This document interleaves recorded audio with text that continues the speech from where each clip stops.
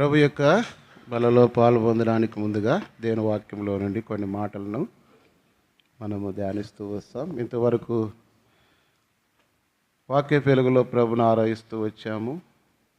అదే సమయంలో అపోస్తలుడైనటువంటి పౌలు సెలవిచ్చినట్టుగా, నేను క్రీస్తుని పోలి నడుచుకున్న ప్రకారం మీరు నన్ను పోలి నడుచుకొనుడి అని. కాబట్టి ఆరాధన చేశాం, మంచిదే. ప్రభు మనకి ఇచ్చిన రక్షణ బట్టి, చేసిన మేలును బట్టి, ఉపకారాలను బట్టి. అయితే అంత మట్టుకే కాదు, కానీ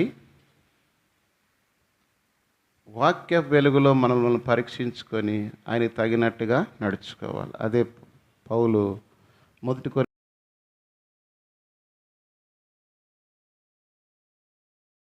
కొన్న ప్రకారము మీరు నన్ను పోలి నడుచుకొనుడి అని. అలాంటి సాక్ష్యం కలిగిన వారమే మనం ఉండాలి. అప్పుడు ప్రభు సంతోషిస్తూ వస్తాడు. కాబట్టి ఆరాధన, ఒకవేళ ప్రభు దేవుడి నీతో మాట్లాడిన దానిని బట్టి, దేవుని ఎడల నువ్వు కలిగినటువంటి భక్తిని బట్టి, విశ్వాసం బట్టి, ప్రేమను బట్టి ప్రభుని ఆరాధించావు, మంచిదే. అంత మట్టుకే కాదు, కానీ అనుభవ జీవితం. ఉదాహరణకి థియరీ అయిన తర్వాత ఏముంటుందంటే ప్రాక్టికల్ ఉంటుంది. థియరీ అంటే వినాలా, చదవాలా. ప్రాక్టికల్ అంటే ప్రాక్టీస్ చేయాలి, దాని ప్రకారం చేయాలా. అది సైన్స్ స్టూడెంట్స్కి ఆ ప్రాక్టికల్ అనేది అర్థమవుతూ వస్తుంది. కాబట్టి ఇప్పుడు మనం ప్రాక్టికల్ జీవితంలోకి వస్తాం. ప్రాక్టికల్ జీవితంలో ఆయన ప్రభు శరీరంలోను రక్తంలో పాలు పొందే మనము ఏ రీతిగా మనం ఉంటున్నామనేది పరీక్షించుకొని, ఏ రీతిగా నడుచుకోవాలా, ఏ రీతిగా నడుచుకోకూడదు అనే విషయాలను మనము వాక్య వెలుగులో పరీక్షించుకొని ప్రభు యొక్క బలలో పాలు పొందాలా. ఒకవేళ ప్రభు బలలో పాలు పొందే వాళ్ళే కదా, మేము కాదా అనుకున్న దానికి లేదు. దేవుని నామం పేరు పెట్టబడిన నీవు, ఆయన ఇంటికి వచ్చే నీవు, ఆయన బిడ్డగా పిలువబడే నీవు, ఎట్లా నీవు దేవుని మందిరమునికి వెళ్ళినప్పుడు నీ ప్రవర్తన జాగ్రత్తగా చూచుకోనము. నువ్వు మందిరానికి వస్తున్నావు అంటే అర్థం ఏమంటే నీ ప్రవర్తన జాగ్రత్తగా చూచుకోవాలా. ప్రవర్తన అంటే అన్నీ వస్తాయి: నడక, మాటలు, చూపులు, తలంపులు, ఆలోచనలు, క్రియలు. అందుకే పౌలు అంటాడు కదా, విశ్వాసం లేని క్రియలు మృతం.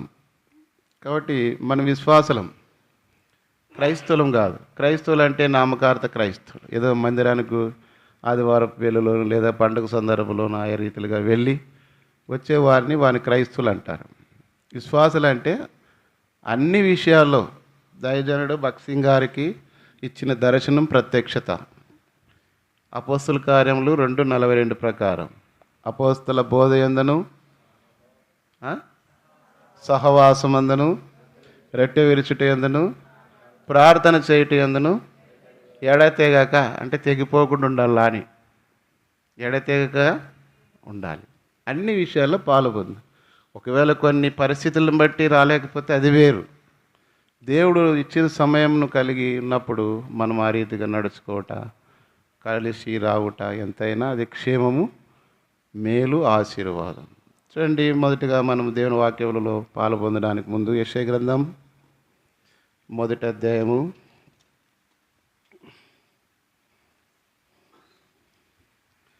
1వ అధ్యాయము 1 నుంచి 7 వచనాలు మార్చి చదువుతాం. ఉజ్జియా, పేజీ నంబర్ 568, పాత నిబంధనలో. ఉజ్జియా, యోతాము, ఆహాజు, హిజ్కియా అను యూదారాజుల దినములలో యూదాను గూర్చి, యెరూషలేమును గూర్చి ఆమోజు కుమారుడగు యెషయాకు కలిగిన దర్శనము. యెహోవా మాట్లాడుచున్నాడు, ఆకాశం ఆలకించుము, భూమి చెవియొగ్గము. నేను పిల్లలను పెంచి గొప్పవారినిగా చేస్తుని, వారు నా మీద తిరగబడి ఉన్నారు. ఎద్దు తన కామందు నెరుగును, గాడిద సొంతవాని దొడ్డి తెలుసుకొనును. ఇశ్రాయేలుకు తెలివి లేదు, నా జనులు యోచింపరు. పాపిష్టి జనమా, దోషభరితమైన ప్రజలారా, దుష్ట సంతానమా, చెరుపు చేయు పిల్లలారా, మీకు శ్రమ. వారు యెహోవాను విసర్జించి ఉన్నారు, ఇశ్రాయేలు యొక్క పరిశుద్ధ దేవుని దూషింతురు, ఆయనను విడిచి తొలగిపోయి ఉన్నారు. నిత్యము తిరుగుబాటు చేయుచు మీరేలా ఇంకను కొట్టబడదురు? ప్రతివాడు నడినెత్తిన వ్యాధి కలిగి ఉన్నాడు, ప్రతివాని గుండె బలహీనమాయను. అరికాలు మొదలుకొని తల వరకు స్వస్థత కొంచెమైనను లేదు. ఎక్కడ చూచినను గాయములు, దెబ్బలు, పచ్చి పుండ్లు. అవి పిండబడలేదు, కట్టబడలేదు, తైలముతో మెత్తన చేయబడలేదు. 7వ వచనం అందరు కలిసి చదువుకుంటాం. మీ దేశము పాడైపోయాను, మీ పట్టణంలో అగ్ని చేత కాలిపోయాను. మీ ఎదుటనే అన్యులు మీ భూమిని తినివేయుచున్నారు.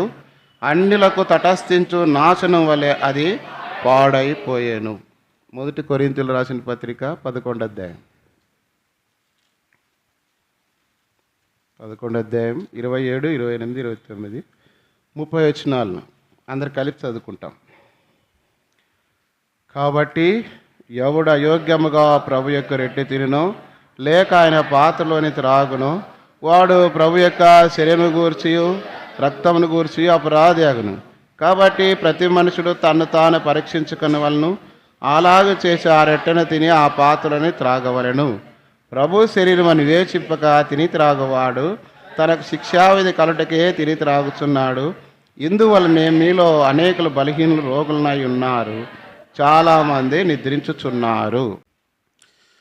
మనం చదువుకున్నటువంటి వాక్య భాగము యెషయా గ్రంథము 1వ అధ్యాయంలో నుండి 1 నుంచి 7 వచనాలు చదువుతూ వచ్చాం. బైబిల్ గ్రంథంలో చిన్న బైబిలుగా పిలువబడే యెషయా గ్రంథం 66 పుస్తకాలు ఉన్నాయి. అందులో ప్రవక్తలు 16 మంది ప్రవక్తలు ఉన్నారు. 16 మంది ప్రవక్తల్లో పెద్ద ప్రవక్తలు 4. ఇంకా చిన్న ప్రవక్తలు ఎంతమంది ఉంటారు? 16లో 4 పోతే 12 మంది చిన్న ప్రవక్తలు.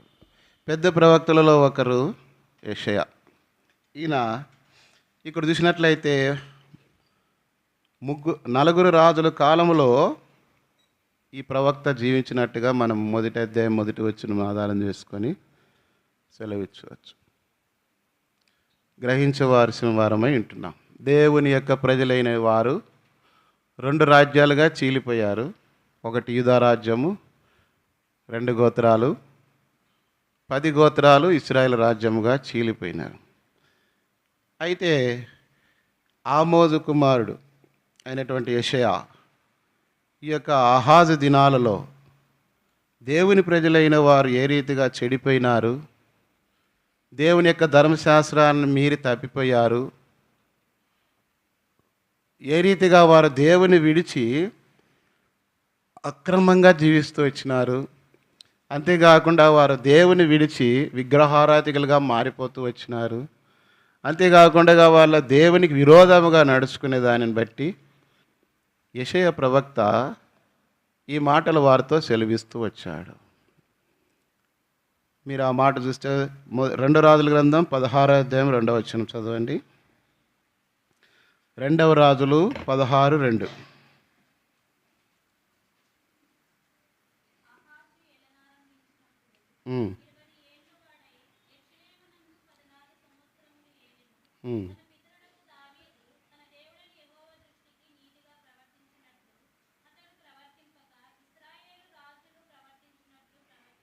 కాబట్టి ఆ దినాలలో ఎట్లయితే ఆ ప్రజలు అక్రమస్తులుగాను దేవుని యొక్క ధర్మశాస్త్రానుసారం కాకుండా వారికి ఇష్టం వచ్చినట్లుగా ప్రవర్తించిన దానిని బట్టి ఆ రాజు దావీదు వలె కాకుండా ఈ యొక్క ఇశ్రాయేలు రాజు అహాజు దేవుని దృష్టికి ఎట్లా నడుచుకున్నాడంట? కింద అవన్నీ ఉన్నాయి, మనకు టైం లేదు.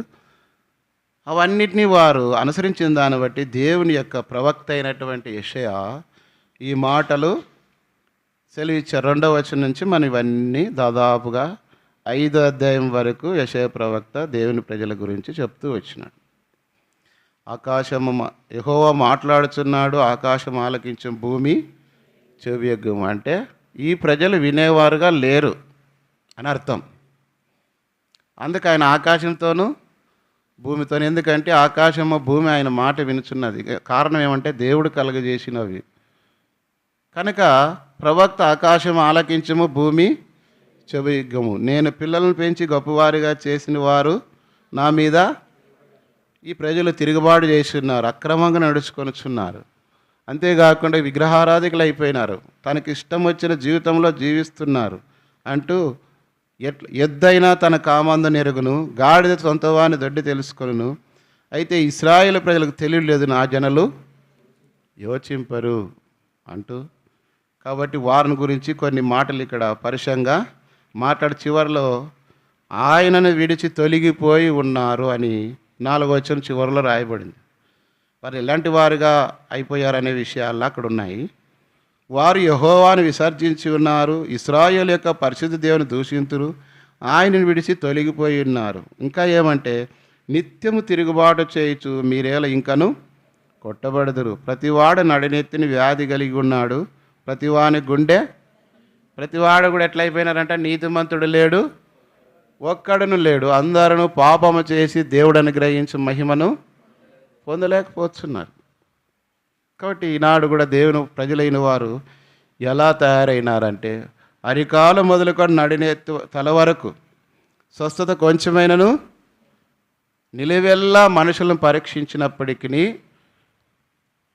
దేవుని ప్రజలు ఏమైపోయినా, అరికాలు మొదలుకొని తల వరకు అంటే టాప్ టు బాటం ఏమైపోయినారంటే, వారు స్వస్థత కొంచెమైనను, శరీరానికి ఎట్లయితే రోగం అరికాలు మొదలుకొని తల వరకు ఒక రోగం వచ్చిందనుకోండి, ఎట్లయితే స్వస్థత లేకుండా ఉంటుందో అట్లాగా ఎక్కడ చూసినా గాయములు, దెబ్బలు, పచ్చి పుండ్లు, అవి పిండబడలేదు, కట్టబడలేదు, తైలముతో మెత్తన చేయబడు. అంటే ఒక దేవుని ప్రజలు ఎట్లయిపోయినారంటే తిరుగుబాటు చేస్తున్నారు, తనకిష్టమైన త్రోవ తొలగిపోయినారు, యెహోవాను విడిచి తిరుగుతున్నారు అని చెబుతూ ప్రవక్త ఇక్కడ ఏమంటున్నాడంటే, అందును బట్టి దేవుని ప్రజలు అక్రమంగా జీవించేదాన్ని బట్టి మీ దేశం ఏమైపోయిందంట, పాడైపోయెను, మీ పట్టణములు అగ్నిచేత కాలిపోయెను. ఇంకా ఏమంటున్నాడు, మీ ఎదుటనే అన్యులు మీ భూమిని తినివేయుచున్నారు, అన్యులకు తటస్థించు నాశనం వల్ల అది దేశం ఈ రీతిగా పాడైపోవడానికి కారకులు ఎవరంటే, దేవోక్తి లేని ఎడల జనులు కట్టులేక తిరుగుదురాను. చెప్పేవారు లేకపోతే చెడిపోయిరని సామెతుంది. దేవోక్తి లేకపోతే అంటే దేవుని వాక్యం లేకపోతే ఆ ప్రజలు చెడిపోతారు. బలిపీఠంపై నిత్యము అగ్ని మండుచుండవలనని దేవుని వాక్యంలో రాయబడింది. దాని కొరకై సంఘము సహవాసములో పరిచర్లు మనకున్నాయి. మన సంఘ సహవాసంలో దాదాపు వారం అంతా కూడికలు ఉంటాయి, దాదాపు ఎక్కడ చూసినా కూడా. కానీ ఆ కోవులోనే సంఘాన్ని కూడా నడిపించాలని ఎంతో ప్రయాసపడి కొన్ని సంవత్సరాలు చేస్తూ వచ్చినాం. అయితే రాను రాను ఏమైపోయినారు ప్రజలంటే, సామెత ఉంది కదా, రాను రాను ఏమైందంటే రాజుగుర్రము గాడిదైందంట. రాజుగుర్రంకి ఎంత బాగా దానికి అన్నీ అలంకరణ చేసి, వస్త్రాలు వేసి, కండ్లకు చెవులకు దాని మంచి వస్త్రం వేసి మంచివన్నీ వేసి ఉంటారు. రాజు ఎక్కేదంటే సామాన్యమైనది కాదు. ఒకవేళ ఎవరన్నా ఒక మంత్రి వస్తున్నాడు అనుకోండి, ఆ బస్సు లేదంటే ఆ జీపు వాహనాలు ఎట్లా తయారవుతాయి, అట్లా కూడా రాను రాను ఏమైపోయినారో దేవుని ప్రజలు ఏమంటే, రాను రాను రాజుగుర్రం ఏమైపోయిందంట, గాడిద నడక మారిపోయింది. గుర్రం నడక వేరే, గాడిద నడక వేరే. కొంతమంది అంటుంటారు కదా, కొంతమంది నడక కూడా అట్లే ఉంటుంది, తూర్పు పడమరు నడుస్తుంటారన్నమాట, ఇక్కడ. కాబట్టి వారి నడక సరైనదిగా, అందుకే పరమగీతం రాజకుమార పుత్రిక అని నీ పాదములు నడక గురించి ఆయన 7వ అధ్యాయంలో ఉంది. ఒకరి యొక్క ప్రవర్తన, నడక, తీరు, డిగ్నిటీ అంటారు దాన్ని. ఒక వ్యక్తి యొక్క బిహేవియర్. బీఈడి చేసేవాళ్ళు కానీ టీటీసీ వాళ్ళకి పర్సనాలిటీ డెవలప్మెంట్ అని ఒక సబ్జెక్ట్ ఉంటుంది. ఒక వ్యక్తి యొక్క పర్సనాలిటీ డెవలప్మెంట్, అతనికి ఉన్నటువంటి లక్షణాలను బట్టి అతడు దేనికి సరిపోతాడు అనేదాన్ని పర్సనాలిటీ డెవలప్మెంట్. అదెందుకంటే ఒక పిల్లవాని లక్షణాన్ని అంచనా వేయడానికి ఆ సబ్జెక్ట్ పెడతారు. ఇప్పుడు ఏదో బుక్కులు రాస్తున్నారు, ఎవరెవరు బుక్ ఇస్తారు, దాన్ని అంతా చూసి రాసి వాళ్ళు సబ్మిట్ చేస్తే మార్కులు వేసేస్తారు, పాస్ అవుతారు. కానీ అందులో ఉన్న సత్యాన్ని తెలుసుకోవాలి. కాబట్టి ఇక్కడ మన సబ్జెక్ట్లో చూస్తే దేవుని ప్రజలు దేవునికి తగినట్టుగా లేకుండా ఏమైపోయినారంటే అక్రమస్తులుగాను విగ్రహారాధికులుగాను దేవునిపైన తిరుగుబాటుదారులుగాను ప్రవర్తించే దాన్ని బట్టి ఆ దేశం ఏమైపోయింది? పాడై ఇజ్రాయెల్ దేశము యూదా దేశము చెడిపోయింది, పాడైపోయింది. దానికి కారకులు ఎవరు? దేవుని ప్రజలు. సామెత లోకంలో తండ్రి కూతురు చెడిపోతే ఎవరు తప్పుదంట? తల్లి తప్పు అంటారు. కుమారుడు చెడిపోతే తండ్రిది తప్పు అంటారు. సామెత ఉంది. కాబట్టి ఒకవేళ దేవుని ప్రజలు మరి ప్రజలు చెడిపోయినారంటే ఎవరు తప్పు? ఇక్కడ రాజు నీతి న్యాయం కలిగి రాజు పరిపాలన చేసినప్పుడు వారు సక్రమంగా పరిపాలనలో దానికి తగినట్టుగా జీవిస్తూ వస్తాం. ఇక్కడ కూడా దేవుని ప్రజలే నీతి న్యాయం కలిగి ప్రవర్తించుకోకుండా దేవునిపైన తిరుగుబాటుదారులుగా అక్రమస్తులుగా అన్యాయస్తులుగా బ్రతికినప్పుడు ఆ దేశం ఏమైపోతుంది? దేవుడైన యెహోవా ఆదామును ఏదైనా తోటలో కలుగజేసి కొన్ని ఆజ్ఞలు ఇచ్చినాడు, దాని ప్రకారం బ్రతకమన్నారు. కానీ వారి ఆజ్ఞ మీరు ఏం చేసినారు? పాపం చేసినారు. పాపం చేసిన దాన్ని బట్టి ఏమైపోయింది? ఒకటి, వారు శాపం తెచ్చుకున్నారు. ఏదైనా తోట శపించబడింది, భూమి కూడా శపించబడింది. తర్వాత ఏదైనా తోటలో నుండి వారు తోలువేయబడుతూ వచ్చినారు. ఒక్క మనిషిని అవిధేయత ద్వారా లోకంలోనికి పాపం ప్రవేశించింది. ఒక వ్యక్తి పాపాన్ని బట్టి ఆ కుటుంబానికి నష్టం, ఒక వ్యక్తి అవిధేయతను బట్టి సంఘానికి నష్టం, ఒక కుటుంబానికి నష్టం, ఒక సమాజానికి కూడా నష్టం. కాబట్టి దేవుని ప్రజలుగా మనం కూడా నడుచుకొనిచున్నామంటే, ప్రవర్తిస్తున్నామంటే ఆ దేశం పాడైపోవడానికి కారణమైన పరిస్థితులు మనము ఎందుకు దేశము పాడైపోయెను? మన హెడ్డింగ్ ఏమంటే మీ దేశము పాడైపోయెను. ఒక ఆయన అన్నాడు, దేశం అంటే మట్టి కాదోయ్, దేశం అంటే మనుషులో అన్నాడు. ఎవరైనా గురిజాడ వందే మాత్రం ఎవరు రాసినారు? తెలుదా? నీకే తెలుసారంటావా? డిఎస్సి వాళ్ళు చెప్పినాయి. వందే మాత్రం ఎవరు? బకీటా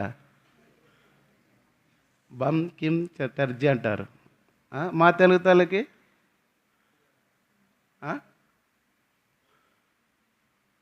ఏదో ఒకటి రెండు చెప్తాం, అన్నీ అడుక్కుంటూ పోతే మేము స్కూల్ పిల్లలు అంటారా? డిఎస్సి వాళ్ళు అన్నీ వరుసగా పెట్టుకోండి. అలా శంకరంబాడి సుందరాచార్యులు అంటారు. జనగణమన అయితే అందరు చెప్తారని వాడికి లేదులే, రోజు పాడుతుంటారు కాబట్టి స్కూల్లో కాలే 10th వరకు. కాబట్టి ఆయన అన్నాడు, దేశం అంటే మట్టి కాదు, దేశం అంటే మనుషులో ఒట్టి మాటలు కట్టిపెట్టో గట్టి మేళలు తలపెట్టో అన్నాడు. అంటే దేశం అంటే ఎవరు కాదంట? మట్టి కాదు. ఎవరన్నాడు ఆయన? మనుషులు. మనుషులు అన్నప్పుడు మీ దేశం పాడైపోయినని ఒక కవి చెప్పిన మాటను బట్టి ఇప్పుడు మనం ఇక్కడ దేశం అనే మాటకి మనం ఎవరిని పెట్టుకోలేడా? మనుషులు. మనుషులు అంటే ఎవరు? ఎవరు చెప్పండి? మనమేనా? సంఘము అనలా. మందిరం వేరు, సంఘం వేరు. మందిరం అంటే కట్టడం సంబంధించిన దాన్ని మందిరం అంటారు. సంఘం అంటే దేవుని బిడ్డలందరూ కలిసి కూడుకునే స్థలాన్ని, ఆ ప్రజలను కలిపి సంఘం అంటారు. కాబట్టి ఇక్కడ మీ దేశము పాడైపోయాను అనే మాటను బట్టి మనం ధ్యానించుకుంటూ వస్తే ఆ దేశం పాడైపోవడానికి కారణమేమి? మనం మొదటి మాటగా తెలుసుకుంటే ఎక్కడ ఇది చెడిపోయిన జీవితము, మనుషులందరూ పాడైపోయిన జీవితం ఆదికాండం 6వ అధ్యాయం 12వ వచనంలోనే మనకు తెలుసు. చదవండి. దేవుడు లోకమును చూసినప్పుడు అది చెడిపోయిండెను. కాబట్టి భూమి మీద సమస్త శరీరాలు తమ మార్గమును చెరిపేసుకున్నారంట. నోవా దినాల్లో జలప్రలయం రాకడానికి ముందుగా భూలోకం అంతా ఏమైపోయిందంట? చెడిపోయింది. కానీ దేవుని వాక్యం మనకి ఇక్కడ ఏం రాయబడుతూ వచ్చిందంటే మీ దేశము పాడైపోయాను, అంటే మీ సంఘము పాడైపోయాను అని మనం అనుకుంటే, లేదా మీ కుటుంబము పాడైపోయాను, మీ కుటుంబము అగ్ని చేత కాల్చబడెను. అంటే అగ్ని చేత కాల్చబడెను అంటే శ్రమలు కావచ్చు, నిందలు కావచ్చు, అవమానాలు కావచ్చు, రోగాలు కావచ్చు. అయితే అది పాడైపోయాను. ఎందుకు ఒక దేశము పాడైపోయిందని ఇక్కడ అంటున్నాడంటే ఆ ప్రజలు అక్రమస్తులుగా జీవిస్తున్నారు. ఎందుకు ఆ దేశం పాడైపోయిందని ఆయన మళ్ళీ ప్రవక్త చెప్తున్నాడంటే, ప్రవక్త అంటే అర్థం ఏంటంటే ఇర్మియా 18:18 రాయబడిన మాట ప్రకారము దేవుని మాటలు దేవుడు చెప్పినప్పుడు తిరిగి దాన్ని వెళ్ళి ప్రజలకు చెప్పే వ్యక్తిని ప్రవక్త అంటారు. ఆ దినాలలో మనకు తెలుసు, దావీదు పాపం చేసినప్పుడు నాతాను ప్రవక్త వెళ్ళి ఆ పాపాన్ని అంతా తెలియపరుస్తూ వచ్చినాడు. అందుని బట్టి నాతాను ప్రవక్త అంటాం. కాబట్టి ఇక్కడ కూడా యెషయా ప్రవక్త దేవుడు చెప్పిన మాటలను బట్టి ఇక్కడ తెలియపరుస్తూ వచ్చినాడు. దేవుడు కూడా ఇప్పుడు ప్రవక్తలు మన మధ్యలో లేకపోవచ్చు, కానీ దేవుని వాక్యమును దేవుని సన్నిధిలో నిలబడి దేవుని ప్రజల యొక్క క్షేమం కొరకై, లోటుపాటుల కొరకై, దిద్దుబాటు కొరకై దేవుని వాక్యమును బోధించేవారు, ఆ మాటలు వినేవారు దిద్దుబాటు చేసుకుంటే వాళ్ళ యొక్క క్షేమం. పిల్లలు పరీక్షలు రాస్తారు, పరీక్షల్లో తప్పు రాసిన తర్వాత ఉపాధ్యాయుడు కావచ్చు, లెక్చరర్ కావచ్చు, అది తప్పు అని చూపించినప్పుడు అది వానికి క్షేమం. ఆ తప్పును కొట్టేసి తర్వాత రైట్ ఆన్సర్ రాసుకుంటే జీవితంలో ఎప్పుడు కూడా దాని ఆన్సర్ గుర్తుపెట్టుకుంటాడు. కాబట్టి మన జీవితంలో కూడా దిద్దుబాటు అనేది ప్రాముఖ్యం. దిద్దుబాటు లేకుండగా విశాఖపట్నం పోతే, విశాఖపట్నమే కాదు సముద్ర ఒడ్డున ఎక్కడ పోయినా మీకు తెలుసు, అక్కడ కొన్ని రాళ్ళు ఉంటాయి. వాటి మీద ఎప్పుడు నీళ్లు కొడుతుంటాయి వస్తుంటాయి, కొడుతుంటాయి వస్తుంటాయి. కానీ దాని మీద ఎవరు ఎక్కి నిలబడలేరు. కారణమేమి? మేము కూడా ఎక్కినాం కానీ జారి పడినాం. మాకు తెలియదు ఆ విషయం పడే వరకు. కాబట్టి ఇక్కడ కూడా ఏమైపోయిందంటే నీళ్ళ లాంటి వాక్యం పారి పారి పారి మీ తలకాయలు నిండా వాక్యం ఎక్కి ఏమైపోయిందంటే పాచబట్టిన రాళ్ళలాగా తయారైనారన్నమాట. ఊరికే నీళ్ళు కొట్టినప్పుడు తేమ అవుతుంది, తర్వాత వెనక్కిపోయినప్పుడు ఆ నీళ్ళు ఏమైపోతాయి, ఆ పాచ అలాగే ఉంటుంది, ఒంటు పట్టదు అని. అందుకే సాధు సుందర్ సింగ్ గారు ఉపమానం చెప్తూ వస్తాడు. ఒక నదిలో నీళ్లు పారుతున్నటువంటి నదిలో ఉన్నటువంటి రాళ్ళు తీసుకొని పగులుగొట్టి చూస్తే నదిలోనే ఉండే కానీ రాళ్ళలు ఏం లేవు. అట్లా విశ్వాసులైన వారు ఏమైపోతున్నారంటే దేవుని బిడ్డలు దేవుని వాక్యం చదువుతున్నారు, వింటున్నారు, ఆరాధన చేస్తున్నారు, ప్రార్థన చేస్తున్నారు, కానీ వాళ్ళ హృదయాల్లో ఏం లేదు, దేవుని వాక్యము లేదు. అందుకే కొలస్సీ 3:16 ప్రకారము క్రీస్తు వాక్యం మీలో సమృద్ధిగా నివసింపనీయుడు. ఎందుకంటే 119:9 ప్రకారము నేను పాపము చేయకుండానట్లు నీ వాక్యం నా హృదయంలో ఉంచుకున్నాను. ఒక వ్యక్తి తప్పు చేయకుండా ఉండాలంటే ఆ వ్యక్తిలో ఏముండాలి? వాక్యం. ఆ వాక్యము దేవుడై ఉన్నాడు గనక ఎప్పుడైతే దేవుని వాక్యంలో ఒక వ్యక్తి ఉంటాడో, నా యందు మీరును మీ యందు నా మాటలు నిలిచి ఉండిన ఎడల అది మీకు ఏది ఇష్టమో అడుగుడు అది మీకు అనుగ్రహించబడును. ఆయన యందు మనం ఎప్పుడైతే నిలిచి ఉంటామో, దేవుని వాక్యం మన యందు ఎప్పుడు ఉంటుందో దేవుని వాక్యానుసారంగా నడుచుకోవడానికి ఇష్టపడతారు. ఒక వ్యక్తి ప్రవర్తన బట్టి మనం డిసైడ్ చేయొచ్చు, ఈ వ్యక్తి ఆత్మానుసారుడా లేక శరీరానుసార వ్యక్తి. ఎందుకంటే శరీరానుసారమైన మనసు ఆత్మకు ఏమాత్రము లోబడదని రోమా 8:5 రాయబడింది. శరీరానుసారమైన మనస్సు ఆత్మకు వ్యతిరేకంగా పనిచేస్తుంది, కానీ ఆత్మానుసారమైన మనస్సు శరీరాన్ని లోబరుచుకుంటుంది. ఉదాహరణకి మామూలుగా నిన్న మాట్లాడుతున్నప్పుడు యేసు మీ మీద కొన్ని విషయాలు దేవుడు ఎంత అద్భుతమైన సృష్టి కలిగేసినాడు అన్నప్పుడు ఆయన ఒక మాట చెప్తాడు. ఇట్లా దేవుడు భూమిని వేలాడి చేసినాడు, తర్వాత మనం ఏది పైకి వేసినా ఎక్కడొస్తుంది? కిందకు వస్తుందా లేదా? కానీ దేవుని మళ్ళీ విమానం ఎట్లా పోతుంది పైకి? రాకెట్లు ఎట్లా పోతున్నాయి పైకి? ఆటకే పోయి చూడాలంటారా? కానీ దానికి ఉన్నటువంటి న్యూటన్ థర్డ్ లా ప్రకారం ఫోర్స్ ఎప్పుడైతే భూమికి తాకినప్పుడు ఆ ఫోర్స్ను బట్టి అది పైకి లేపబడుతూ వస్తుంది. తర్వాత భూమి యొక్క గురుత్వాకర్షణ శక్తిని దాటి పైకి పోయే కొద్దీ దీని పవర్ ఎక్కువ అయ్యే కొద్దీ అదేమైపోతుంది, పైకి వెళ్ళిపోతుంది. ఒక పరిధి దాటిన తర్వాత, ఒక పొర దాటిన తర్వాత 3 పొరలు ఉంటాయి. ఇంకా అవన్నీ మన సోషల్ సబ్జెక్ట్ ఇవన్నీ నేను చెప్పలేను. ఆ పొర దాటిన తర్వాత ఆటోమేటిక్గా అవి ఏమైపోతాయంటే తేలికగా ప్రయాణం చేస్తాయి. కానీ దేవుని వాక్యంలో కూడా మనం ఎప్పుడైతే దేవుని వాక్యంలో జీవిస్తూ వస్తామో, నడుచుకుంటూ వస్తామో, మీరు క్రీస్తు కూడా లేపబడిన వారైతే పైనున్న వాటినే మీరు నిజంగా మారు మనసు పొంది బాప్తిస్మ సాక్ష్యం పొంది ప్రభులో పాత పెట్టబడి వారై తిరిగి లేచిన వారైతే ఖచ్చితంగా మీరు క్రీస్తు కూడా, పోయిన వారంలో అన్నది వాక్యం చెప్పినారు, మీరు క్రీస్తు కూడా లేపబడిన వారైతే పైనున్న వాటినే. మీ ఆలోచన అంతా ఎక్కడుంటుంది? నా రాజ్యం ఈ సంబంధమైంది కాదు, పరలోక సంబంధమైంది. నేను ఇక్కడ ఎక్కువ కాలం జీవించలేను, ఒక దినము ఈ లోకాన్ని వదిలిపెట్టాల్సిన వాడిని. అయితే నేను జీవించే ఈ కొద్దిపాటి జీవితమును దేవుడిచ్చిన ఒకే ఒక జీవితం ఎవరి కొరకు జీవించాలనుకుంటాడు? నన్ను రక్షించి నా కొరకు తన ప్రాణం అర్పించి రక్తం గార్చి సమాధి చేయబడి తిరిగి లేచి నన్ను తిరిగి నా పాపములు క్షమించి నన్ను ఆయన బిడ్డగా అంకరించి ఒకరోజు నేను చనిపోయినా ఆయన వచ్చిన ఆయనతో కూడా కూర్చుండి పెట్టడానికి తీసుకొని వెళ్తున్నాడే, నేను ఆయన కొరకు జీవించాలా అనేది ఒక తీర్మానం ఉంటుంది.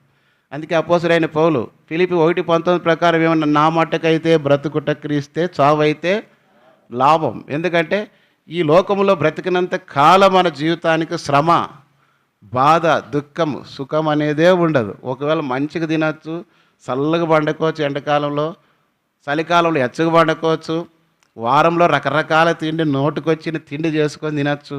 కానీ ఈ శరీరం అయితే మంచిది కాదు, అక్షయమైంది. ఒకరోజు దీన్ని ఏమైపోతుంది, ఇది క్షయమైపోయిన తర్వాత అక్షయమైన శరీరం కావాలి. క్షయమైన శరీరం అంటే ఇది కుళ్ళిపోయే శరీరం. కాబట్టి మనం దేవుడి వాక్యంలో మనం ఎప్పుడైతే నిలిచి ఉంటామో అప్పుడు ఈ లోక వ్యవహారం నుండి లోకమునైనను లోకములో ఉన్న వాటినైనను ప్రేమింపకుడి.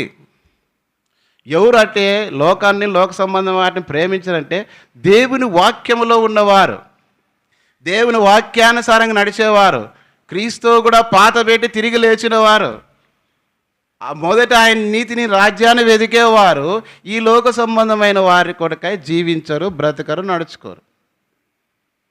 దానికి రుజువు ఏమంటే అతని ప్రవర్తన, అతని జీవితమే. ఎవరైనా సరే ఆ రీతికి లేదంటే అర్థం ఏమంటే వారు ఈ లోక సంబంధాలు. మీరు ఏమి తిందమా, ఏం త్రాగుదమా, ఏం కొందమా అనేది మీరు చింతించకూడదు. కానీ ఎవరంటే వీటన్నిటి గురించి ఆలోచించేది? అన్యజనులు వీటన్నిటి గురించి ఆలోచిస్తారు. కానీ దేవుని పిల్లలుగా మనము అవన్నీ అరచిపిల్ల కాకులకు ఆహారం దయచేసే దేవుడు. దేవుడే సమయంలో ఎవరికి ఏమి వెళ్ళదు ఆయనకి తెలుసు. ఆ రీతిగా మనం ఒకవేళ దేవుని వాక్యంలో మనల్ని పరీక్షించుకున్నప్పుడు భూలోకమంతా చెడిపోయింది, ఆది కాండం జలప్రలయం వచ్చింది, మొత్తం నాశనం చేయబడింది. నోవా కుటుంబం నీతిగా చేయబడుతూ వచ్చింది. మరి మీ దేశం పాడైపోయిన చోట నీ పేరు పెట్టుకో, నీ కుటుంబాన్ని పెట్టుకో, లేదంటే సంఘాన్ని పెట్టుకో, లేదంటే సమాజం మొత్తాన్ని పెట్టుకో. ఇక్కడ చూస్తే మొదటిగా దేశం పాడైపోవడానికి కారణాలు కొన్ని చూస్తూ వస్తాం. చదవండి మీకా గ్రంథం 7వ అధ్యాయం 1-2 వచనాలు.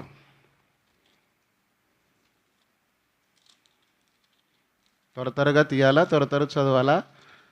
ఒకరే కాదు, మార్చి చదువుకోండి తొందరగా. మీకా గ్రంథము 7వ అధ్యాయము 2వ వచనం చదవండి చాలు. భక్తుడు దేశంలో లేకపోయేను, జనులలో యథార్థవంతుడు ఒకడును లేడు, అందరిను ప్రాణహాని చేయుటకు పొంచి ఉండేవారే. ప్రతి మనుషుడు కిరాతుడై తన సహోదరుని కొరకు వలలను. ఎందుకు దేశం పాడైపోయిందంట? భక్తులు లేరు, దేవుని భక్తులు లేరు. దైవభక్తి గొప్ప లాభసాధకమైనది. దైవభక్తి ఉన్నవారు ఎవరికి హాని చేయడు, కీడు చేయరు, నష్టం చేయరు, ఇతరులు దోచుకోడు, ఆక్రమించడు, అన్యాయంగా బ్రతకడానికి, సంపాదించుకోవడానికి ఇష్టపడ్డు. కానీ ఇక్కడ దేవుని ప్రజలలో ఏముందంటే దేవుడు చూసినప్పుడు ఆ దేశం పాడైపోవడానికి కారణం ఏమైందంటే ఇక్కడ భక్తుడు దేశములో ఒకడు కూడా ఏముంది? భక్తుడు దేశంలో లేకపోయింది. ఎందుకు ఆ మాట అన్నాడు? చదవండి ఇర్మియా గ్రంథము 22:29. ఇర్మియా గ్రంథం 22:29. దేశమా దేశమా ఆ, ఆ, ఆ, చాలమ్మా. దేశమా దేశమా దేశమా యెహోవా మాట వినము. ఇంకొక మాట అంటాడు యెహెజ్కేలు గ్రంథము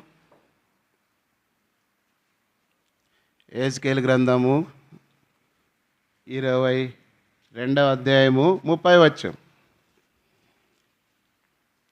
నేను దేశమును పాడు చేయకుండానట్లు ప్రాకారం గిట్టపరచుటకును బద్దలైన సందుల నిలుచుటకును తగిన వాడేవాడ నేను ఎంత విచారించిన ఒకడైనను దేవుడు చూస్తే ఒక్కడు కూడా లేరంట. ఎంత దౌర్భాగ్యమైన విషయం. ఆ దేశాన్ని పాడు చేయకుండడానికి ఎవరైనా కలరా అని ఎంత విచారించినా ఒక్కడైనా లేడు. ఎంత దౌర్భాగ్యమైన స్థితి. ఇర్మియా, ఈ యెహెజ్కేలు ప్రవక్త, ఇర్మియా ప్రవక్త, యెషయా ప్రవక్త, ఎంత పెద్ద ప్రవక్తలు. దేవుడు చూసినప్పుడు ఆ దేశం ఏమైపోయింది? పాడైపోయింది. ఆ దేశం పాడైపోవడానికి కారణం ఏంటంటే దేశంలో భక్తుడే లేరు. అంత భక్తిగా ఉన్నారు. ఇప్పుడు అంత యుద్ధం జరిగింటే దేశభక్తి అంతా భారతదేశము పాకిస్తాన్ అని చెప్పేసి రకరకాలుగా మత కల్లోలు పెడుతున్నారు. అది కాదు ప్రాముఖ్యం. దేవుని వాక్యం నిన్ను వల్ల నీ పొరుగు వానిని వాళ్ళు ప్రేమించరు, వీళ్ళు ప్రేమించరు. ఇంకేం ప్రాముఖ్యం? వాళ్ళు ప్రేమించరు. వాళ్ళు ఎవరో కాల్చే వాళ్ళు ఏం కాల్చినారంట? హిందువా ముస్లిమా? హిందూ అంటేనే కాల్చేసినారు. వీళ్ళు ఏమంటుంటారు? ముస్లిం అంటే చాలు పడేసి కొడుతున్నారు, అన్ని షాపులు పగలు కొడుతున్నారు. లాస్ట్కి ఏం చెప్తున్నారు? షాపుల పేర్లు కూడా ముస్లిం పేరు ఉండకూడదు. తర్వాత ఏం ప్రచారం చేస్తున్నారు? హిందువులు షాపుల్లోనే కొనండి, ఇంక వేరే షాపుల్లో కొనొద్దండి. నేనేం చెప్పినాను? వాళ్ళు చేసిన మాత్రలే మింగమని చెప్పండి అని చెప్పిన. ఎన్ని దినాలు బతుకుతారో చూస్తామని. అంతా నువ్వు వన్ సైడ్ మాట ఉండే చెప్తున్నాను. అట్లా కాదు, ఇది కాదు సరైన విధానం. తోటి మనిషిని ఏం చేయాలా? ప్రేమించాలి. మిషనరీలు భారతదేశానికి వచ్చినప్పుడు వాళ్ళు మా వాళ్ళని వచ్చినారా, లేదంటే డబ్బు సంపాదించుకునేకి వచ్చినారా? అన్నీ వదులుకున్నారు. కుష్ఠరోగుల మధ్యలో సేవ చేసినారు, మసూచి టీబీ క్షయవ్యాధుల మధ్యలో చేసినారు. ఇంకా అన్ని జబ్బుల కొరకు ఎంతో ప్రయాసపడి పిచ్చి వాళ్ళు మెంటల్ హాస్పిటల్లో పోతే వాళ్ళని చూస్తే ఎంత నన్స్ అనే వాళ్ళు ఎంత సేవ చేస్తారంటే సొంత ఇంట్లో పుట్టిన పిల్లలు లేంటి చేసుకున్న భార్య కూడా చేయదు పురుషులకైతే. కాబట్టి అంతగా ఎట్లొస్తుంది అది? అందుకే మదర్ తెరేసాని అడిగినారంట, అమ్మ ఏం చేసినారంటే ఆయన కొట్టాలా హింసించాలని వచ్చినారంట, ఏదో చేయాలని మత వ్యాప్తి చేస్తుందని. పోయి ఆమె వెయిటింగ్ చేయండి కొంచెంసేపు ఏదో పనులను చూస్తే కిటికీలను చూసి ఏం చేస్తుందంటే ఓ కుష్ఠరోగి రంధ్రంలో పురుగులు ఉంటే నోటితో పీల్చుతుందంట, పీల్చి పక్కకి వేస్తుందంట పురుగుల్ని. నోటితో ఆ పురుగులను తీసి పక్కన దాంట్లో వేస్తుంది. అది చూసి అతని కళ్ళు ఏడ్చినాడంట. బయటకు వచ్చిన తర్వాత ఆమె సాగిలిపడి, అమ్మ నువ్వు ఎట్లా చేస్తున్నావు ఇట్లా పని అంటే, యేసు ప్రభు గాయాలను నేను ముద్దు పెట్టుకొని ఆయన తుడిచినట్టుగా నేను ఆయనకు సేవ చేస్తున్నానన్న దృక్పథంతో నా మనసుతో నేను చేస్తున్నానని చెప్పిందంట. సొంత పుట్టిన పిల్లలు ఒకటో రెండో చేస్తే ఏం చేస్తుంటారు చూస్తుంటాం కదా, కాలుతో దిక్కుతుంటారు, దూరం అని నీళ్ళు పైపు పెట్టి ఇట్ట మళ్ళీ అన్నీ అయిపోయినాక పౌడర్ కొట్టి ఎత్తుకొని ముద్దు పెట్టి నా బంగారు కొండ నా బుజ్జికొండ. అంత దుర్వాసన అంత సువాసన వచ్చా కదా. కానీ దేవుని ప్రజలు కలిగి ప్రేమ లేని వాడనైతే నేను వ్యర్థుడనే. ఇక్కడ మనం దేశం పాడైపోవడానికి కారణం మొదటిది ఏమంటే భక్తుడు లేడు. ఇది నాలో అన్ని భక్తులు ఉన్నాయి రకరకాలుగా, ఎవరు తగ్గట్టు వాళ్ళు భక్తిగా నడుచుకుంటారు. ఈ మతం ఆ మతం అని కాదు. అంతే చెప్పాలంటే మన కంటే ఇంకా మిగతా వాళ్ళు ఎక్కువ బాగా నడుచుకుంటున్నారు. కానీ అవి మానవ నీతి క్రియలన్నీ ఏమనేది దేవుని వాక్యం రాయబడిందంటే మురికి. కాబట్టి ఒకడు లోకమంతా తిరిగి వచ్చి ఏం ప్రయోజనం దేవుని రాజ్యంలోనే ప్రవేశించకపోతే. కాబట్టి ఇక్కడ చూస్తే ఒకటే, నేను తప్ప వేరొక దేవుడు లేడు, ఆయన మరి నేనే మార్గమును సత్యమును జీవమును నా నేను మరి ఏమంటాడు ఆయన?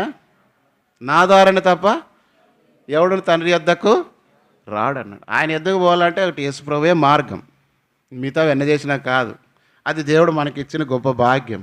కాబట్టి అలాంటి వారిగా మనము దేవుని భక్తులు దేశంలో లేకపోవటం బట్టి ఏమైపోయింది ఆ దేశము?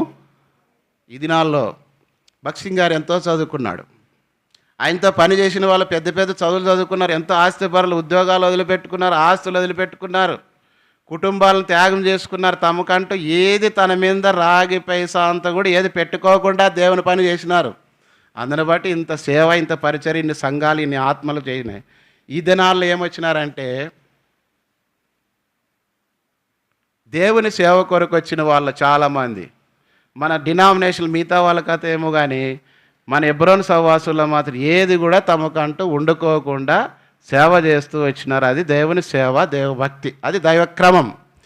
అది కాకుండా ఏ ఒక్క పద్ధతి అనుసరించినా అది వాక్యానుసారమైనది కాదు. అందుకే దేవుని వాక్యం ఏం రాయబడుతూ వచ్చిందంటే, నన్ను వెంబడించేవాడు తన్ను తాను ఉపేక్షించుకొని అనదినము తన సిలువనెత్తుకొని నన్ను తాను ఉపేక్షించుకోవాలి. నాకు ఇంక ఇల్లు ఉండారు, కుటుంబం ఉంది, అది ఉంది, ఇది ఉంది, ఇది చేయాలి, అది చేయాలని కాదు ఇంకా. అందుకే ఎవడును ఇద్దరు యజమానులు దాసుడుగా ఉండనేరడు. ఒకరిని చదవండి, మత్తయి సువార్త 6:23.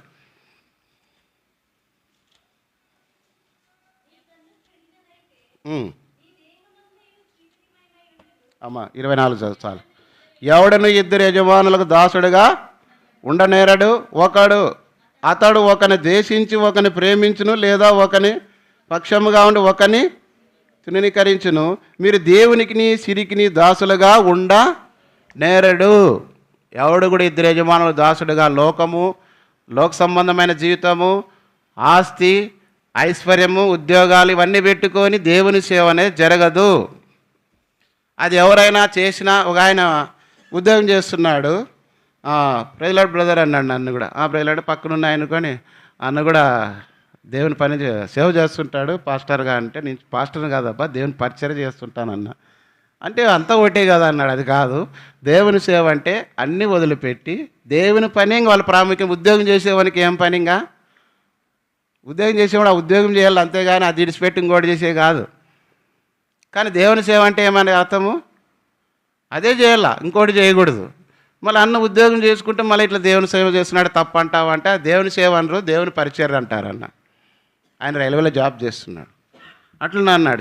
చాలామంది ఏం ఇండిపెండెంట్ సేవకులు ఏం చేస్తారంటే భుక్తి కోసం, డబ్బు కోసం ఏం చేస్తారంటే ఏదో చిన్న 4 గుంపులను పెట్టుకొని, బంధువులను పెట్టుకొని, మందిరాలను కట్టుకొని ఏం చేస్తుంటారంటే వాళ్ళు స్తోత్రం చెల్లించము, స్తోత్రం చెల్లించమని పాటలు పాడేది. అందరూ ఆరాధన చేస్తాం, చేతులు ఎత్తండి అని చెప్పేసి ఆయన మాత్రం పాటలు పాడి ఆరాధన చేస్తుంటే వీళ్ళంతా ఊగులాడుతుంటారు అంతే. తర్వాత వాళ్ళు వేసిన కానుకలు తీసుకొని తిని బతుకుతుంటాడు. అది కాదు సేవ. ప్రభు ఏమన్నారు? పేతురు యోహానులో చేపలు పడుతున్న సమయంలో మీరు వదిలిపెట్టి నన్ను వచ్చి వెంబడించుడు అన్నాడు. మీరు మనుషులను బట్టి జాలరుగా చేస్తానన్నాడు. అది దైవ సత్యం. ఈనాడు భక్తి, దేవుని పరిచర్య, దేవుని సంఘాలు ఎందుకు క్షీణించిపోతున్నాయి? ఎందుకు దేవుని ప్రజల ఆత్మీయత లేదు? ఎందుకు దైవక్రమాన్ని అనుసరించట్లేదు? దేవుని వాక్యానుసారంగా నడుచుకోవట్లేదు? దైవభక్తి సంబంధమైన జీవితం ప్రజలు లేకపోవడానికి కారకులు ఎవరు? భక్తులు లేరు, అంటే నేర్పించే వాళ్ళు లేరు. దైవక్రమలు ఆ దినాల్లో దేవుని మందిరానికి భక్తి క్రమంగా రావాల్సిందే, అన్నిటికీ రావాల్సిందే. అరవింద్ అంకుల్ గురించి ఇంటూ వచ్చిన టైం కరెక్ట్ 9:30కి మీటింగ్ స్టార్ట్ అంటే 9:30కి అయిపోయిన వెంటనే గేట్ వేసేవాళ్ళంట, డ్యూటీ పెట్టేసి. ఆ లోపల వచ్చిన వారు తిరిగి వెనక్కి వెళ్ళిపోవాల్సిందే, ఆ లోపలే రావాల్సిందే. నేర్పించినారు. తర్వాత అన్ని కొడుకులు రావాలా, దేవుని వాక్యం పని చేయాలంటే వాయిద్యం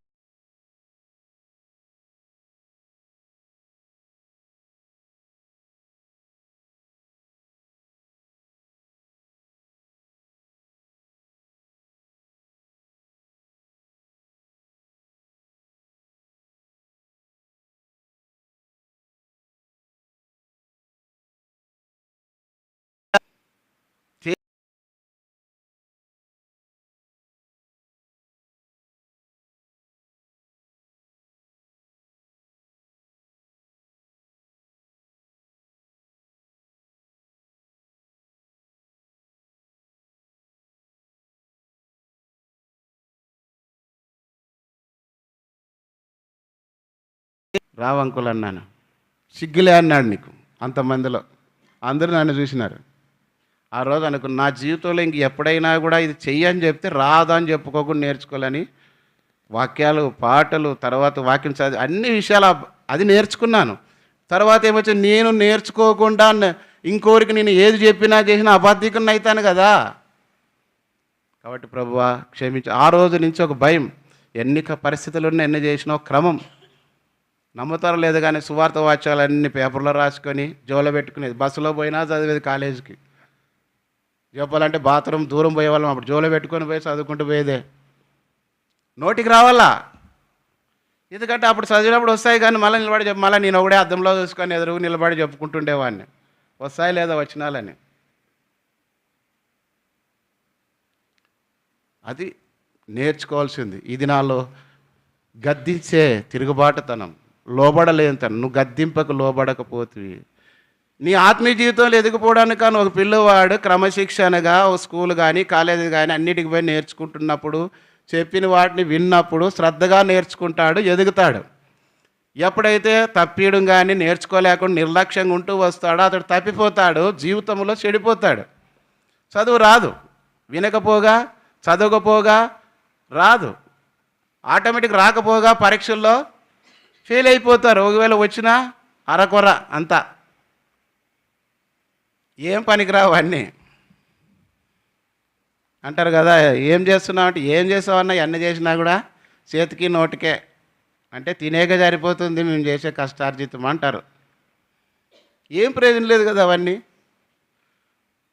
కాబట్టి దేవుని భక్తి అంటే మన విశ్వాస జీవితంలో, దేశంలో దైవభక్తి లేకపోవటం బట్టి ఆ దేశం ఏమైపోయింది.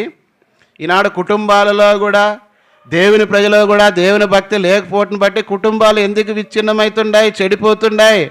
దేవుని యొక్క కార్యాలు దేవుని కుటుంబాలలో జరగకపోవడానికి కారణమేమి, సంఘాలు వర్ధిల్లు లేకపోవడానికి కారణమేమి, దైవ సంబంధమైన భక్తి జీవితం లేదు, ఆచార సంబంధం. అందుకే అపోస్తలుడైనటువంటి పౌలు 2 తిమోతి 3:5 పైకి భక్తి కలిగిన వారి వల్ల దేవుని శక్తిని పైకేం అందరూ భక్తులే, అందరు మందిరాలకు వచ్చేదే, అందరూ ప్రార్థనలు చేసేది, అందరూ ఆరాధనలు చేసేది, అందరు మందిరాలకు వచ్చేదే. ఏంటికి? పేర్లు పెట్టాలా, పెండిళ్ళు చేయాలా, చచ్చిపోతే మా ఇంటోళ్ళని పూంచాలా, మా కార్యక్రమాలు చేయాలా. దానికోసం వస్తున్నాం. ఇవన్నిటి కొరకు భక్తి నేర్చుకునే దానికి కాదు మేము. నువ్వు చెప్తే మేము వినాలా? జాగ్రత్త సుమా, నీ దేశము పాడైపోయింది, నీ కుటుంబం పాడైపోవడానికి కారణం నువ్వే, నీ సంఘం నష్టపోవడానికి నువ్వే. కాపరిగా, దేవుని నాయకుడిగా, దేవుని ప్రజలుగా నడిపించాల్సిన మార్గంలో సక్రమంగా నడిపించకపోతే ఆ సంఘం చెడిపోతుంది, ఆ కుటుంబాలు చెడిపోతాయి, ఆ వ్యక్తులు కూడా చెడిపోతాయి. చివరికి దేవుని నామం అనేది లేకుండా తుడిచిపెట్టబడుతుంది. ఇర్మియా ప్రవక్త అనేకమైన పర్యాయముల విషయం చెప్పినా వాళ్ళు వినలేదు, లోబడలేదు. చివరికి బబులోను రాజులు వచ్చారు, దాడులు చేసినారు, యెరూషలేమును కాల్చేసినారు, ప్రజలందరూ బానిసలుగా తీసుకొని పోయారు. ఇప్పుడు యెరూషలేము అంతా కాల్చబడింది. అక్కడున్న ప్రజలకు బహుగా నిందలు, శ్రమను పొందుతున్నారు, అవమానాలు పొందుతున్నారు. కారణమేమి? వారు దేవుని మాటలను ఏం చేసినారు? ఎగితాలు చేసినారు. 36 దినవృత్తాంతాలు మీరు చదివితే ఉన్నాయి. ఈనాడు దేవుని మాటలను నిర్లక్ష్య పెడుతున్నారు, దైవ క్రమానికి లోబడట్లేదు, ఎవరికి ఇష్టం వచ్చినట్లు వాళ్ళు జీవిస్తున్నారు, నడుస్తున్నారు, ప్రవర్తిస్తున్నారు. బుద్ధి చెప్పే వాళ్ళు నిరాకరిస్తున్నారు, హెచ్చరించే వాళ్ళపై తిరుగుబాటు చేస్తున్నారు. కొట్టేదోటి తక్కువ. కానీ మీలో ఉన్నవాడు లోకంలో ఉన్నవానికంటే గొప్పవాడు. కొన్నిసార్లు అనేది చెప్తూ వచ్చారు, అన్నా బైబిల్ పక్కకి పెడితే వానికి అది చూస్తుంటామన్నా అంటారు కొంతమంది కొట్లాడిన వాళ్ళు. ఏమంటే దేవుడు బైబిల్ పెట్టినాడు కాబట్టి. మనం ఒకరికొకరు చూసుకునే దానికి కాదు కదా దేవుని నమ్ముకోయింది.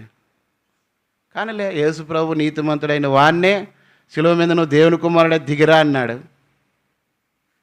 ఎగతాళి చేసినారు, ఒకరా ఇద్దరు, అందరూ, చివరికి దొంగలు కూడా అన్నారు. మనల్ని కూడా దేవుని ప్రజలుగా, అందుకే 1 పేతురు 2:21 ప్రకారం క్రీస్తు కూడా మీ కొరకు బాధపడి శ్రమను సహిస్తూ వచ్చినాడు. క్రీస్తు మార్గం ఇది, తిరుగుబాటు చేసే మార్గం కాదు, వ్యతిరేకించే మార్గం కాదు. లోబడకుండా ఇష్టానుసారంగా జీవించేది ఈడు కాకపోతే ఆడ, ఆడు కాకపోతే ఈడ అని చెప్పేసి కుక్క బతుకు కాదు. కుక్కలు ఏం చేస్తాయి? ఆ ఇంటికాడ భూ దొరికితే ఆ ఇంటికి తిరుగుతుంటాయి. అట్లా సంఘాలు అక్కడ ఇక్కడ వాళ్ళ కోసం వీళ్ళ కోసం వాళ్ళ తాకి వీళ్ళ తాకి పోయేది కాదు. చిపిరని చెప్తుంటాడు, పత్తికొండలో పాస్టర్లు ఉంటారట. ఆదివారం అయితేనే ఉదయం బ్యాగ్ తీసుకొని రెట్టి బాటిల్ తీసుకొని బ్యాగ్లో పెట్టుకొని వాళ్ళు ఇండ్లకు పోతుంటారంట, వేరే పల్లెలకి వాళ్ళకి పోయి వాళ్ళకి ఇంత రెట్టి ఇచ్చేది, ఇంత రాక్షసం పోసేది, ప్రార్థన చేసేది. వాళ్ళు రారు చర్చిలకి, ఇంటికి పోయిన తర్వాత ప్రార్థన చేసి వాళ్ళు 10, 20, 100, 50 చేతులకి ఇస్తే జోలో పెట్టుకొని ప్రార్థన చేసి వచ్చేది. పెడితే ఇంత తిని వచ్చేది. దైవ క్రమములో అది కాదు. సంఘము ఎక్కడైతే సమకూర్చబడి విశ్వసించిన వారందరూ ఏకాత్మ కలిగి ఒక స్థలంలో చేయబడుతుందో అది బల్ల, ఆరాధన, ప్రార్థన. పర్సనల్ వేరు.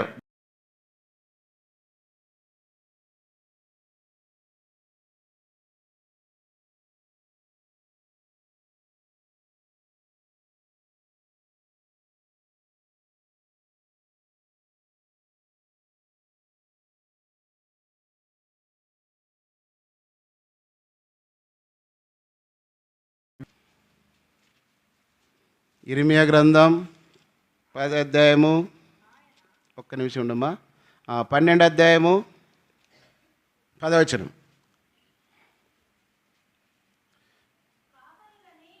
కాపరులు అనేకులు నా ద్రాక్ష తోటలను చెరిపివేసి ఉన్నారు, నా సొత్తును త్రొక్కివేసి ఉన్నారు, నాకు ఇష్టమైన పొలమును పాడుగాను ఎడారిగాను చేసి ఉన్నారు. వారు దాన్ని పాడు చేయగా అది పాడై నన్ను చూసి దుఃఖించున్నది. దాని గురించి చింతించువాడు ఒక్కడు లేడు కనుక దేశమంతయు ఏం చేసినారంటే ఈ కాపర్లు అరవింద్ అంకల్ని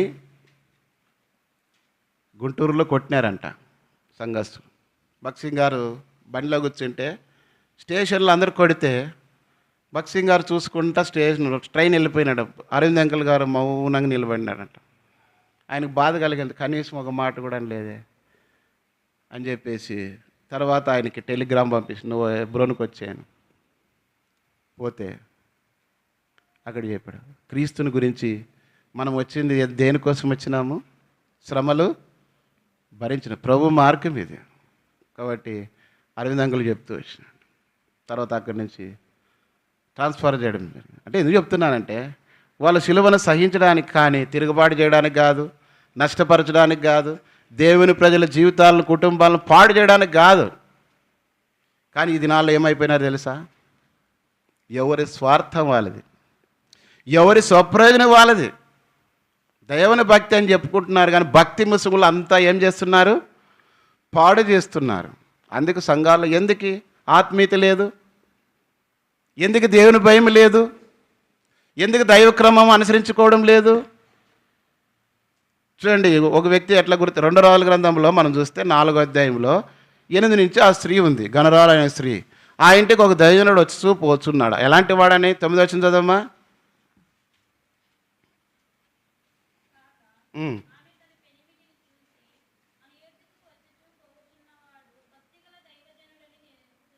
కాబట్టి ఆమె అనేది మన దగ్గరకు వచ్చి పోచున్న వాటి దైవజనుడు ఎలాంటి వాడంట? భక్తి గలవాడు. ఎట్లా గ్రహించింది ఆమె?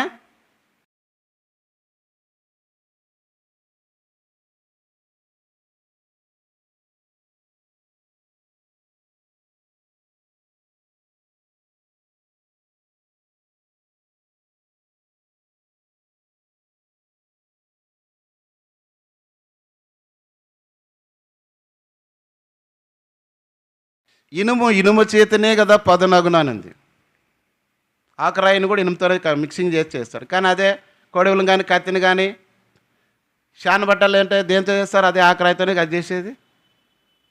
సుతితో కొడతారు, కొలుములు గాలి పెట్టి కత్తెలను శానం చెడతారు.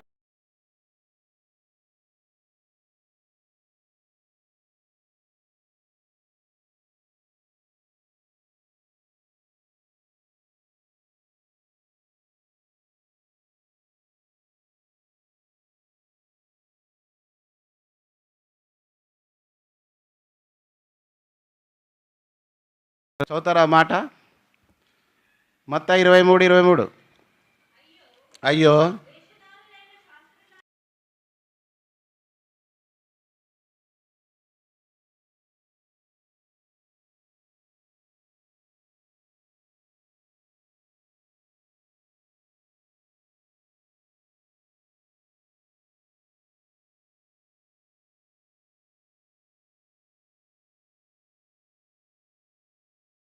పల్లెమును వెలుపల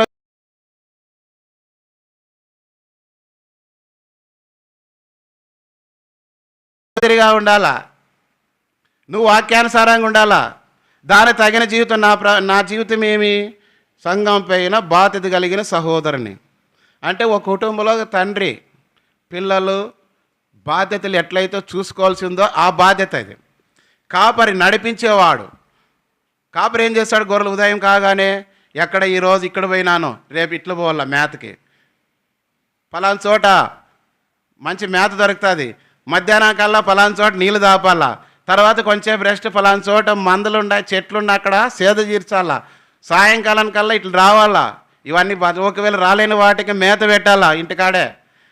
ఒకవేళ గాయాల కట్టలు కట్టిన వాటిని ఆయన మంద తీసుకొని పోయే లోపల వీటన్నిటి కట్టలు కట్టి అన్నీ చేసేసి వెళ్ళిపోతాడు. ఒకవేళ అడిగి పోయేదైనా గాయపడిన దానికి ఏం చేస్తాడంటే మొయ్యలేకపోతే నడవలేకపోతే మోసుకొని వస్తాడు. అది కాపరి. నాయకుని బాధ్యత. సంఘములో ఈ పరిచయం నాకు ఇచ్చిన బాధ్యతలు నేను 2000లో నాకు దేవుడు అనుగ్రహిస్తూ వచ్చినారు. తర్వాత స్టెప్లో అది ఉంది. 5 విషయాలకి ఒకటిగా టైం అయింది. మీకు అప్పుడే ఉడుకుతుంటుంది ఆడ. సగం ఉడికిందే చెంతమ్మ, ఇంకా లేదా? ఇప్పుడు ఏం లేదు కదా. కాబట్టి దేవుని ప్రజలుగా మనం ఏమి నేర్చుకుంటున్నాం? దైవభక్తి లేని జీవితం. ఆ స్త్రీ ఎట్లా గుర్తించింది? ఆమెలో దైవభక్తి ఉంది కాబట్టి మన దగ్గరకు వచ్చిపోయే దైవజనుడు దైవభక్తుడు. ఒక ఆయన అన్నాడు, అన్నా నేను దైవసేవకుని కాబట్టి ఇట్లన్నా అట్లన్నా అంటే చెప్తా, ఎక్కడ రాయబడింది అన్న? నువ్వు సేవకులకి ట్రైనింగ్ ఇస్తావు అవ్వ అన్నాడు. సేవకుల కుడికి పోయి వాక్యంలో లేని దాన్ని సొంత మాటలో చెప్పి నేర్పించడానికి ప్రయత్నం చేయకూడదు. మామూలుగా నా సర్కిల్లో కూడా అట్లే మాట్లాడుతుంటాను. జనరల్గా నాకుండే వాడికి ఏమంటే అంటే దురుద్దేశంతో కాదు, కరెక్షన్ చేయడానికి, తప్పు ఉంటే దాన్ని కరెక్షన్ చేయడానికి ఇంకో రకంగా దాన్ని చేస్తూ ఉంటాను. కాబట్టి ఇక్కడ చూస్తే మన ఆత్మీయ జీవితంలో ఎంతవరకు దైవభక్తి కలిగి ఉన్నాము? ఒకవేళ యోహనా అన్నాడు, నేను 1వ అధ్యాయం 9వ వచనం దేవుడు చెప్పిన మాట వినుకోకుండా ప్రవక్త పోయి ప్రకటించకుండా నినివే పోమంటే ఎక్కడ పోయినాడు? తర్షీసుకు పోయి తుఫాను వచ్చి అంతా అల్లకొల్లలం అవుతుంటే అక్కడ ఉన్న వ్యక్తి పనికిరాను నిద్రపోతా లేయి అని అంటే ఏమన్నాడు? ఎవరు ఏం కథ అంటే, భూమి ఆకాశం సృష్టికర్త అయిన హెబ్రీ దేవుడైనా యెహోవా సృష్టికర్త అయిన సేవకుడైనా నేను యెహోవా యందు భయభక్తులుగా. నిజంగా భయభక్తి ఉందా? నిజంగా భయభక్తి ఉంటే ఆ పని చేస్తాడా? కొంతమంది అట్లే అంటుంటారు, నేనేమనుకున్నాను దేవుని బిడ్డని, నన్ను ఏమన్నా అంటే ఏమైపోతారు? వాళ్ళు కాలిపోతారు. అట్లే అందరు కాలిపోయి భూమి మీద ఊరు నిలబడరు ఈ పాటికి. అట్లా దేవుడు అనుకోయింటే నువ్వు కూడా నిన్ను ఈ పాటికి నిన్ను ఎవరెవరు అరింటారు కదా. దేవుడు ఆరాధన వర్తమానం చూస్తూ ప్రేమ కలిగిన వాడు కాబట్టి కోపించుచునే క్షమిస్తున్నాడు మనల్ని. మనం ఎన్ని తిరుగుబాట్లు, అవధేయట్లు, పొరపాట్లు, బలహీనతలు కలిగి ఉన్నాం. దైవభక్తి గొప్ప లాభసాధకం. దాన్ని సాధన చేసుకోవట్లేదు. ఏదో తింటున్నాం, వస్తున్నాం, పోతున్నాం, దేవుడు మనకిచ్చిన దాంట్లో తొలమ పొలమే చేస్తున్నాం, ఇదే భక్తి అనుకుని అది కానే కాదు. ఈ భక్తి కానే కాదు. అనదిన జీవితంలో నువ్వు వ్యక్తిగతంగా ప్రభుత్వ సమయం కలిగి ఉండాలి, వాక్యం చదవాలి, ప్రార్థన చేసుకోవాలి, దేవుని దైవక్రమం ప్రకారం సంఘం యొక్క కార్యక్రమాల్లో పాలు పొందాలి, దేవుడిచ్చిన నీకు పరిచర్ని బట్టి తలాంతను బట్టి వాటిలో పాలు పొందాలి, దేవుని సంఘమును గురించినటువంటి ఆసక్తి కలిగి ప్రయాసపడాలి. నేను ఏమి చేయాలి ప్రభా, నన్ను ఎందుకు రక్షించుకొని ఇక్కడ పెట్టినావు? శరీరంలో భాగాలు అన్నీ ఉన్నాయి, ఏ పని దానికి పెట్టినాడు, ఒకటి కూడా ఖాళీగా లేదు. దేవుడు సంఘంలో రక్షించబడి చేర్చినాడంటే నేను ఊరికే ఖాళీగా వచ్చి కూర్చొని తిరిగేదానికి కాదు. నీకున్నదంతా తిరుగుకుంటా, ఎప్పుడన్నా తిని ఎక్కువైన తర్వాత రోగాలు వచ్చిన తర్వాత అన్నా ప్రార్థన చేయండి. ఒక ఆయన మా ఆండ్రస్ అంకుల్ దగ్గరికి వచ్చింది, అయ్యా ప్రార్థన చేయండి. ఏమమ్మా అంటే, మోకాల నొప్పులు. నీ వయసు ఎంత? 65 ఏళ్ళు అంటే. 65 ఏళ్ళకి రావమ్మా మోకాల నొప్పులు. వయసు అయిపోయినాక వస్తాయి, మాకే వచ్చినప్పుడు కింద కూర్చోలేకపోతున్నాం. అవి కాదు. ఇంకా ఎందుకంటే దేవుడు కూడా కొన్ని నొప్పులు ఎందుకు పెడతాడంటే బాగా పరిగెత్తామన్నాడు దేవునింటికి రాకుండా. అంటే కొన్ని నొప్పులు పెడతాడు. అట్లయితేనే వీడు కూర్చుంటాడని. ఎక్కువ ఎక్కువ అన్ని రకాలు తిరిగేకి ఇస్తే ఇంకా ఎక్కువ తిరుగుతారన్నమాట కొంతమందికి. అందుకే కొన్నిసార్లు ఏం చేస్తాడంటే అంటారు కదా, అరే నిన్ను తిరుక్కోకుండా కాళ్ళు ఇరుగ్గొట్టి పెట్టాలి ఇంట్లో అంటుంటారు పిల్లల్ని కొన్నిసార్లు. మనకు కూడా కొన్నిసార్లు దేవునింటికి రావాలంటే ఏం చేస్తాడంటే కొన్ని పెడతాడు. కొన్ని పెడితేనే ఆయనకు లోబడతాం. కూర్చుంటే ఆ ముళ్ళను బట్టి ఇద్దరి ప్రభా పోలు అబ్బా మళ్ళీ లేకపోతే ఆయన ఏమన్నా చేస్తాడు అట్లా భయమన్నా వస్తుందని. కాబట్టి దైవభక్తి గొప్ప. కాబట్టి ఇది నాలో ఏమైపోయిందంటే చాలామంది చెప్పేది ఒకటి, చేసేది ఒకటి, జీవించేది ఒకటి, చెప్పేది ఒకటి. అది కాదు. నువ్వేం చేస్తున్నావో అదే నడుచుకోవాలా, ఏం చెప్తున్నావో అది చేయాలా, దాన్ని ఇతరులకు చూపించాలి. అది దైవభక్తి. అది లేకుండా మన భక్తి ఎక్కడ ఉంటుంది? కొత్తగా పెళ్ళి అయ్యే వరకు ఒక భక్తి ఉంటుంది కొంతమందికి. కొంతమంది చదివేతాడు పాస్ అయ్యే వరకు ఒక భక్తి ఉంటుంది. కొంతమంది ఉద్యోగం వచ్చే వరకు ఒక భక్తి ఉంటుంది. కొంతమందికి పిల్లలు అయ్యే వరకు ఒక భక్తి ఉంటుంది. ఆ భక్తి ఎట్లుంటుందంటే ఇతరులు చూసే భక్తి, దేవుని మెప్పించే భక్తి కాదు అది. అవి రాగానే ఏడవుతుంది అబ్బా, ఎక్కడ పోయింది? అది ఈకుండుంటే బాగుండే కదా. అయితే అంతవరకేమో చదువు కోసం ప్రార్థన చేసి, ఉద్యోగం కోసం ప్రార్థన చేసి, పెళ్ళి కోసం ప్రార్థన చేసి, పిల్లల కోసం ప్రార్థన చేసి, అన్నీ చేసి కానీ దేవుని కొరకు మాత్రము ఏమీ చేయలేకపోతే ప్రభు నిన్ను చూసి దుఃఖిస్తున్నాడు. ఏమంటున్నాడు? 1వ అధ్యాయం చదవండి యెషయా గ్రంథం. నిన్ను పిల్లలను కని పెంచి గొప్పవారినిగా చేసిన వారు నా మీద తిరగబడినారు. దేవుడు నీకు అన్ని ఇచ్చిన వాటిని బట్టి దేవునిపైనే తిరుగుబాటు చేస్తున్నావు. దేవునికి లోబడకుండా సాగుతున్నావు. దైవక్రమానికి దేవునికి సంబంధించిన జీవితానికి లేకుండా నీకు ఇష్టానుసారమైన జీవితంలో నడుచుకొనిస్తున్నావు. ఎట్లా క్షేమం పొందుతావు, ఎట్లా ఆశీర్వాదం పొందుతావు, దైవక్రమాన్ని ఎట్లా నేర్పిస్తారు, నీ తర్వాత నీ కుటుంబంలో దాన్ని ఎట్లా ఉంచుతావు? ఊరికి వచ్చిపోతే కాదు ఇది. ఇది పైభక్తి, వస్త్రాలు వేసుకునే భక్తి, ఇతరులు మోసం చేసుకునే వేషధారణ భక్తి. ఈ భక్తి కాదు దేవుడు మెచ్చుకునేది. వేషలనైనా ప్రేమిస్తాడు కానీ దేవుడు వేషధారణను క్షమించడు. దేవునిని, మనుషులను, సంఘాలను, విశ్వాసాలను మోసం చేసే భక్తి ఇది. అందుకే మీ దేశం ఏమైపోయింది? పాడైపోయింది. ఒక దినం వస్తుంది, ఇప్పుడు బాగుంది అనుకుంటున్నాం, యెరూషలేము కూడా బాగుంది, బాగా కట్టుకున్నాము అనుకున్నారు వాళ్ళు. ఒక దినం వచ్చింది, 3 రాజులు దండయాత్రలు చేసినారు, యెరూషలేమును పడదోసినారు, అగ్ని చేత కాల్చేసినారు, ఏమీ మిగలకుండా అందులోని దాన్ని అంతా దోచుకొని పోయినారు. ఒక దినం అదే నీకు కలుగుతుంది. అదే మనం చదువుకున్న భాగం. చదువు 7వ అధ్యాయం 1వ అధ్యాయం 7వ వచనంలో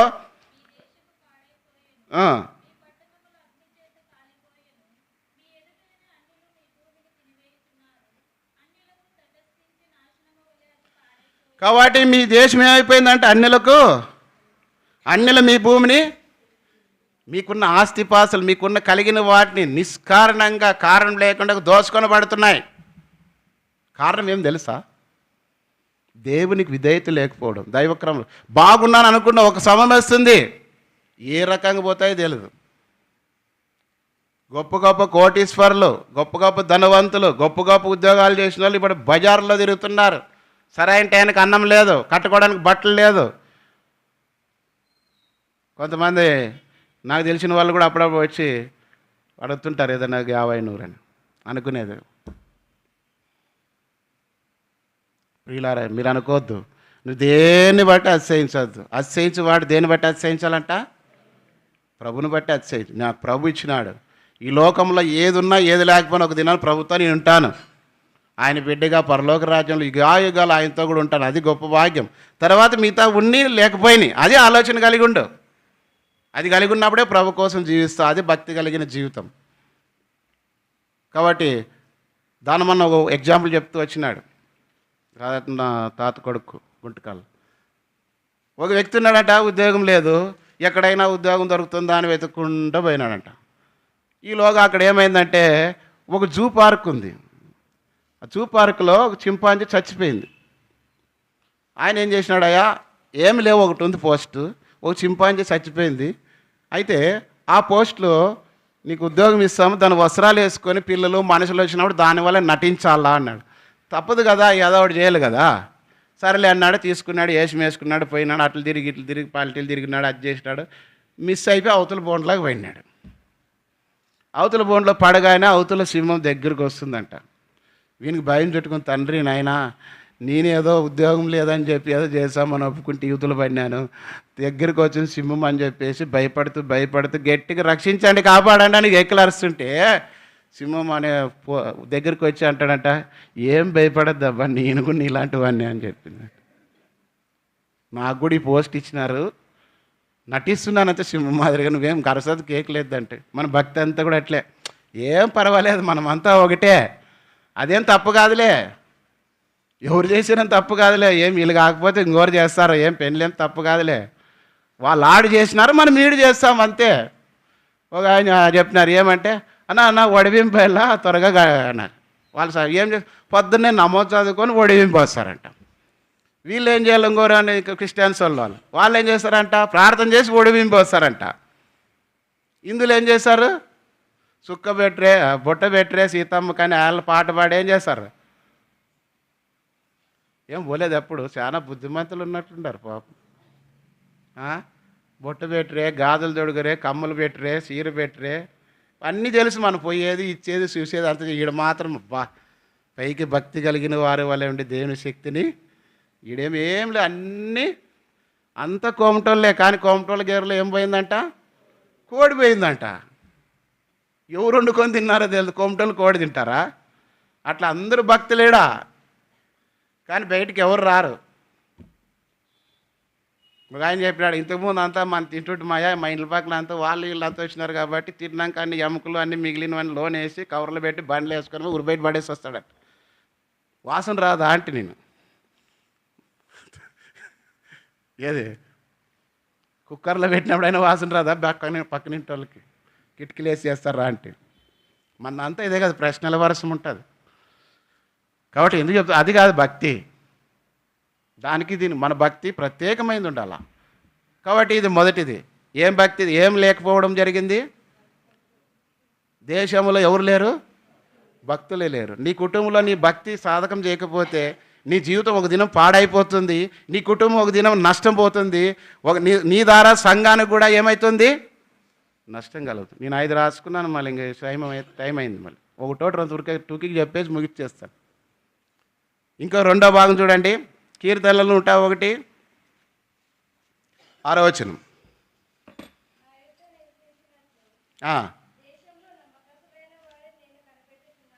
ఏమంట, నా యొద్ద నివసించున్నట్లు దేశంలో ఎవరు వెతుకుతున్నాడంట, నమ్మకస్తులే లేరు.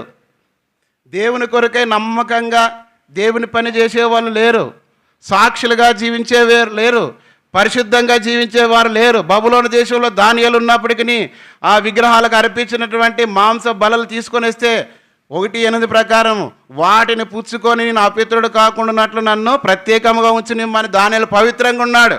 అందుకే దానియేలు దేవుడు బబులోనులో హెచ్చించినాడు. నమ్మకస్తులుగా ఉండాలి మనం. అందుకే 6వ అధ్యాయంలో బబులోను దేశం అంతటి మీద ప్రధానమంత్రిగా దానియేలును చేయడానికి కారణం ఒకటి, నమ్మకమైన వాడు. ఈ దానియేలు ఎలాంటి వాడు, ఈ దానియేలు కాదు, బైబిల్లో దానియేలు. ఆయన పేరు పెట్టుకున్నానని చెప్పి నేను కూడా కొంత నమ్మకంగా ఉండాలని ప్రభు నాతో మాట్లాడినాడు. చూడండి, లూకా సువార్త 16వ అధ్యాయం 2001వ సంవత్సరంలో నా డైలీ పోర్షన్లో మాట్లాడినాడు. ఇది 10వ వచనం.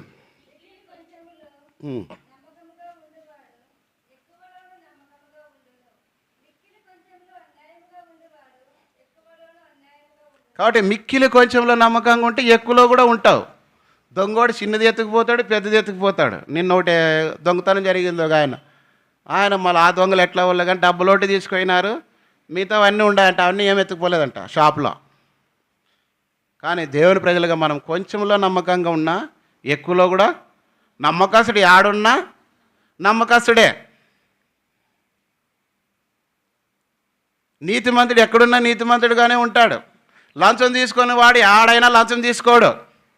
పవిత్రుడుగా ఉండాల్సిన వ్యక్తి ఆడైనా పవిత్రులుగా ఉంటారు. మా చిన్నమ్మలకు సంబంధించిన ఒక ఆయన గురించి, ఆయన ఆటకు పోతే ఆట పొయ్యిగుండలు ఉడికింటాడనమాట. అంటే అర్థమైందా మీకు? ఆటకు పోతే ఆయనకుంటే అదొక లక్షణం. సమరేశ్వరి తమ్ముడు ఆయనకు ఒక లక్షణం. ఎందుకంటే ఆయన స్టేషన్లోనే డ్యూటీ కదా.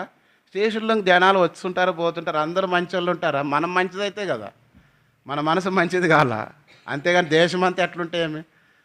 కాబట్టి ఒకసారి వచ్చి అంతా కొట్టి ఏదో చేసినప్పుడు నా దగ్గరకు వచ్చినారు, ఇట్లా జరిగిందని చెప్పేసి నెల పెట్టుకున్నాము. ఏదో వాళ్ళు చెప్తా అవన్నీ వద్దులేమ్మా, మంచిది కాదు ఇట్లా పరిస్థితి అని చెప్పినాం. సరే, ఒకానొక సందర్భం వచ్చింది, ప్రార్థన చేసాంలే అని చెప్పేసి కొన్ని విషయాలు మాట్లాడినా చేసిన తర్వాత వాళ్ళ ఆఫీసర్ దగ్గర ఎస్ఎన్టీ చీఫ్ వాళ్ళ దగ్గర పోయి రిపోర్ట్ తీసుకొని పోయి వాళ్ళందరూ తోలుకొని పోయి చెప్పి చేస్తే ఆయన పిలిపించినారు, వార్నింగ్ ఇచ్చినారని చేసినారు, అన్నీ అయిపోయింది. సరే, అప్పుడు భయం వచ్చింది. అంటే ఆయనకు పోతూ రిటర్న్ పోతున్నప్పుడు యాక్సిడెంట్ అయింది, నడాలు పని చేయకుండా అయిపోయింది. అప్పుడు ఎవరు కాళ్ళ ఫోన్ చేసినారు, యాక్సిడెంట్ అయి ఇట్లా అయింది లారీలో పోతుంటే, కాబట్టి రావాలంటే ఇంక ఇలా అందరు తల ఎంతైనా ఎంత పనికి రానాడని తండ్రి కదా, ఇంక తండ్రి కాబట్టి బిడ్డలు ఏడుస్తారు, భార్య తప్పదు కాబట్టి పోతారు, కాబట్టి మేము కూడా అబ్జెక్షన్ లేదు పోండి అని చెప్పినాంలే. మా అమ్మ కూడా అట్లా మంచిది కాదు పోండి. పోయినారు, ఇప్పుడు చూసుకున్నారు. చచ్చే వరకు ఆమె ముందు చనిపోయింది కానీ నేను ఉన్నాడు. ఆయన చెప్తున్నాను కదా, యోహాను సువార్త 4వ అధ్యాయంలో ఉండే ఆయన తమ్ముడు అని. ఎట్లా వాడు తెలుసా, ఏరామి తోలుకొచ్చి భోజనం చేసి పెట్టాలి వాళ్ళిద్దరికి, అంత మంచోడు ఆయన. కానీ ఓర్చుకున్నా. నమ్మకస్తులు ఈనాడు దేవుని పిల్లలుగా దేవుని ఇంట్లో ఎంత నమ్మకంగా ఉండాలా. నాకు దేవుడు ఇచ్చిన పనిలో నేను నమ్మకంగా ఉన్నా. నాకు అప్పగించిన పని ఎక్కడ కూడా నష్టం చేయలేదు. అన్ని దేవుని ఇంట్లో, దేవుని మందిరం ఎట్లుండాలా, దేవుని ప్రజలకు ఎట్లుండాలా, దేవుని వాక్యాలు ఎట్లుండాలా, సౌకర్యాలు ఎట్లుండాలా అన్నీ చేస్తూ వచ్చినాం. తర్వాత దేవుని సంఘం కొరకు ప్రత్యేకమైన స్థలం ఉండాలా, సంఘం కట్టబడాలా, దేవుని పరిచర్య జరిగించబడాలా అని ఎంతో ప్రయాసపడి చేస్తూనే ఉన్నాం. కానీ ఒకరి నిద్రనైతే మోగుస్తాం, అందరూ మేలంటే ఆడవుతుంది నాతో. నేను ఒకటి అనుకు, ప్రభు నాకు ఇచ్చిన పని నేను చేస్తున్నా అంతే. కాబట్టి కొంత మనం అనుకోవచ్చు, మన సోదరుడు కూడా చెప్పినాడు, 1 కోటి రూపాయలు పెట్టి మనం ఉద్యోగం స్థలం తీసినాము, మనం వేసిన కానుకలేం 1 కోటి రూపాయలు కాలేదు, మీరు అనుకోవద్దు. కొన్ని ఏండ్లు నాకుతో 2009లో మాకు ఇచ్చిన కానుకలు 2013 వరకు వచ్చిన డబ్బుల్లో 12 లక్షలు అయింటే, తక్కువ వచ్చింటే కడప వాళ్ళతో తీసుకొని వచ్చి 18 లక్షలకు ఆ స్థలం కొనుక్కున్నాము. అది దాదాపు మనం అమ్మిన తర్వాత 60 లక్షల పైన లాభం వచ్చింది. ఆ డబ్బులు ప్లస్ ఈ డబ్బులు మనం మిగిలిన డబ్బులు అన్నీ వేసుకుంటే అన్ని డబ్బులు అయినాయి. మీరు వేసిన కానుకలు అయితే కావు. మనం అన్నేం లేచినా కూడా ఫస్ట్ స్థలం కొనే డబ్బులు కూడా కాలే. అతిశయించేదేమేం లేదు. ఏదో దేవుడు ఆ దినం జ్ఞానం ఇచ్చినాడు, ఏదో సమయం దేవుని ఏర్పాట్లు ఉంది కాబట్టి ఆ స్థలం కొన్నాం, కాబట్టి ఒక 60 లక్షలు ఎక్సెస్ అయినాయి. అవి ఆ డబ్బుతో అంత స్థలం కొన్నాం. ఎవరైనా అంతటి పెట్టుకున్నారా అనుకుంటారు. అది ఎట్లయిందనేది వాళ్ళకి తెలియదు. వీళ్ళే చేసినారేమో, ప్రజలే సమర్పణతో చేసినారేమో అనుకుంటారు. అది నాకు తెలుసు, ఇంట్లో ఉన్నాను తెలుసు. అది ఎవరెవరు ఎంత, యా కొడుకు ఎంత జీతం చేస్తాడు, యా కోళ్ళు ఎంత పని చేస్తుంది, యా బిడ్డ ఎంత చేస్తుంది, ఎవరు ఎంత ఖర్చు పెడతారని ఇంట్లో ఉన్నాను తెలుస్తుంది. బయట వాళ్ళకి ఏం ఇల్లు బాగుందే అని తండ్రికి తెలుసు. అన్నీ తిప్పుకొచ్చేవానికి, అప్పైనా సప్పైనా తినుకోకుండా అన్ని చేసేవానికి తెలుస్తుంటుంది. వీళ్ళకేమి పొద్దున ఒక చేత సాయంత్రం ఒక చేత బట్టలు మార్చుకునేది ఒకటి తెలుసు ఇంట్లో వాళ్ళకి. ఇది కాదు భక్తి, అది కాదు నమ్మకత్వం. మన కొరకు మనం ఎంత నమ్మకంగా చేసుకుంటావా, మాకు ఇట్లుండాలా, ఇది కట్టాలా, పిల్లలు 4 ఉండారు 3 ఉండారు, వాళ్ళకి ఈ ప్లాట్లు ఉండాలా, వాళ్ళకి మళ్ళీ ఉద్యోగాలు రావాలా, మళ్ళీ పెండింగ్లు చేయాలా, పెళ్లి చేసే ప్లాట్ కావాలా, తర్వాత పెండ్లికి మళ్ళీ డబ్బులు కావాలి, ఫిక్స్ చేయాలా. 5 లక్షలు పెండ్లు అయితేనే పెండ్ల కల్లా 10 లక్షలు అవుతాయి. మనం ఆ తొలం పొలం వేసుకొని మళ్ళీ ఇస్తాము. అన్నీ మన ఆలోచనలు ఇవే. మరి దేవుని పని ఎట్లా? ఒకసారి వెర్రివాడ, ఈ రాత్రి నీ ప్రాణం నేను ఇన్ని చేసినావు అనుకో, నువ్వు చేయకుండానే దేవుడు నీ ప్రాణం తీసుకున్నాడు అనుకో, ఎవరు చేయాల? దేవుని కృతజ్ఞత. నరుని ఆత్మ యెహోవా పెట్టినా మనమేమి ఎక్కువ, మన ప్రాణానికి గ్యారెంటీ లేదు. డాక్టర్ పోయినా ఎన్ని కోట్లు పెట్టినా మిగలదు. దేవుడైతే ప్రేమ కలిగిన వాడు. ఇక్కడైనా నా బిడ్డ మారుతాడు, ఇక్కడైనా నా కుమారుడు మారుతాడు, ఇక్కడైనా నమ్మకంగా. ఎంత చెడుగు చేసినా పిల్లల్ని తండ్రిలో చంపుకోలేరు కదా. కొన్నిసార్లు చేసిన దుర్మార్గాన్ని బట్టి తల్లిదండ్రులే పిల్లల్ని చంపినారులే, అది కారణాలు వేరు. ఎందుకు చెప్తున్నానంటే, కానీ ఆ విషయం వచ్చిందంటే ఇంకా చాలా తీవ్రమైన సమస్య ఏంటంది. అది వాళ్ళు ఆ స్థాయికి వచ్చినారంటే, ఎట్లా స్థాయికి వచ్చినారంటే అది చెప్పుకోవడానికి విషయం అట్లా అయింది. అట్లా స్థాయిలో అట్లున్నప్పుడు చంపేస్తారు. కాబట్టి పిల్లలు ఎందుకు చెప్తే, దేవుడు ప్రేమ కలిగిన వాడు. మన ప్రేమించి సహించుకోలేక చివరికి మన పిల్లలు విసుకున్నప్పుడు, దేవుడు ఎంత ప్రేమ కలిగిన వాడు కదా నీ విషయంలో. ఇంతకాలం నిన్ను బ్రతికించినాడు, ఇంతగా పోషించినాడు, ఇంతగా ప్రేమించినాడు. కాబట్టి మిక్కిలి కొంచెంలో దేవుడిచ్చిన పనిలో దేవుని సంగతి, దేవుని ప్రజలకు నమ్మకంగా ఉండాలి. మన కొరకై మనమైతే అన్ని నమ్మకంగా, అన్ని ఏది కూడా ఒక ఆయన చెప్పినాడు, ఇన్సూరెన్స్ పోలయా అని. ఏమంటే ఇన్సూరెన్స్ కట్టరాలా అన్నాడు. ఏమంటే జాగ్రత్త టైం లోపలే కట్టాలంటే అది బాగా. దాని మీద ఉన్న శ్రద్ధ దేవుని పని మీద ఉండద్దు మనకి. అన్నీ కరెక్ట్ టైంకి కట్టుకుంటాం. చీటీలు వేసుకుంటే చీటీలు టైంకి కడతాం. డాక్టర్ గ్రూప్లో డబ్బులు తీసుకుంటే దానికి తగ్గట్టుగా ఉంటాం. మిగతా ఏవైనా సరే ఇంకంతా అన్నీ బాగానే ఉంటాయి. కానీ దేవుని విషయంలో మాత్రము నమ్మకంగా దేవుడు ఎతుకుతున్నాడంట. దేశంలో నమ్మకస్తులైన వారు ఎవరైనా ఉన్నారా? ఈ కసాపురం బేతేల్లో ఉన్నారా అని అంత పరిశీలన చేసినా దేవుని కనబడట్లేదు. కాబట్టి ఆ నమ్మకత్వం నీలో చూడాలని ప్రభు ఇష్టపడుతున్నాడు. చదవండి, ఇర్మీయా గ్రంథం 5వ అధ్యాయం 1వ వచనం.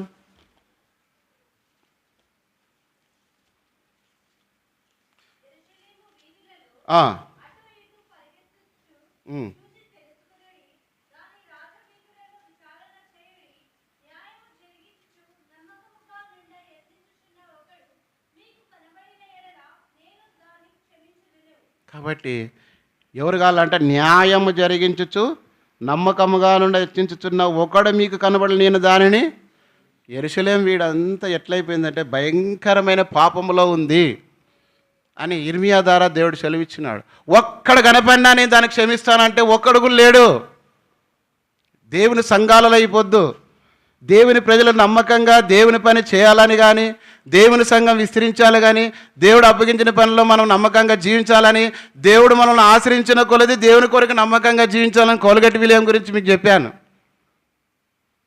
బ్రతకడానికి కూడా ఇంట్లో భారం అంటే తల్లిదండ్రులు వెలుగొట్టింటే ఏడ్చుకుంటుంటే ఒక దైవజనుడు చూసి ప్రార్థన చేశాను, నీకు ఇచ్చిన దాంట్లో నమ్మకంగా దేవునికి 10వ భాగం చెల్లించని.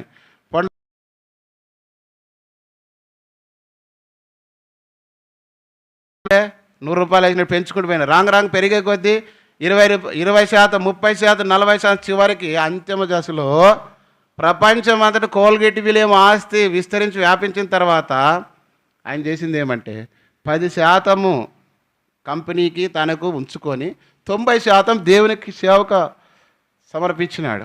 అట్లా ఆర్డిటీకి ఆస్తులు వచ్చినాయి. ఆర్డిటీ ద్వారా ఎంతోమంది చదువుకున్నారు, ఎంతోమంది బాగుపడినారు, ఎన్నో హాస్పిటల్స్ కట్టినారు. ఎంతోమందికి ఇండ్లు లేని వాళ్ళకి మలగేలు కొట్టాలకు పోతే నా ఇట్లా వానికి తగిలించుకోకుండా ఉరికొచ్చేవాడిని కాదు. అంత ఎత్తుంటాయి ఇండ్లు ఆడ. అప్పుడు అన్నీ మళ్ళీ రత్నం బాధపడితే మా ఊరినేమి ఇట్లా అంటే ఉందా, ఇప్పుడు బాగుండాలి. అప్పుడు కాదు చెప్పింది. సిద్ధన్న అనేవాడు, మేము 92 కానుకేసులో మొద్దులు వేసుకొచ్చాక పోయింటే ఆ ఉప్పు నీళ్ళు మందిరంలో ఉప్పు నీళ్ళు నోట్లో వేసుకుంటే ఇది వేసుకున్నాం. తర్వాత ముద్దలు వేసుకొని ఆ చర్చి ముందు ఎవరో ఉగ్గాని వడలు పెట్టినారు. పొద్దున్నే ఎవరు తింటారు ఆ వడలు ఉగ్గాని?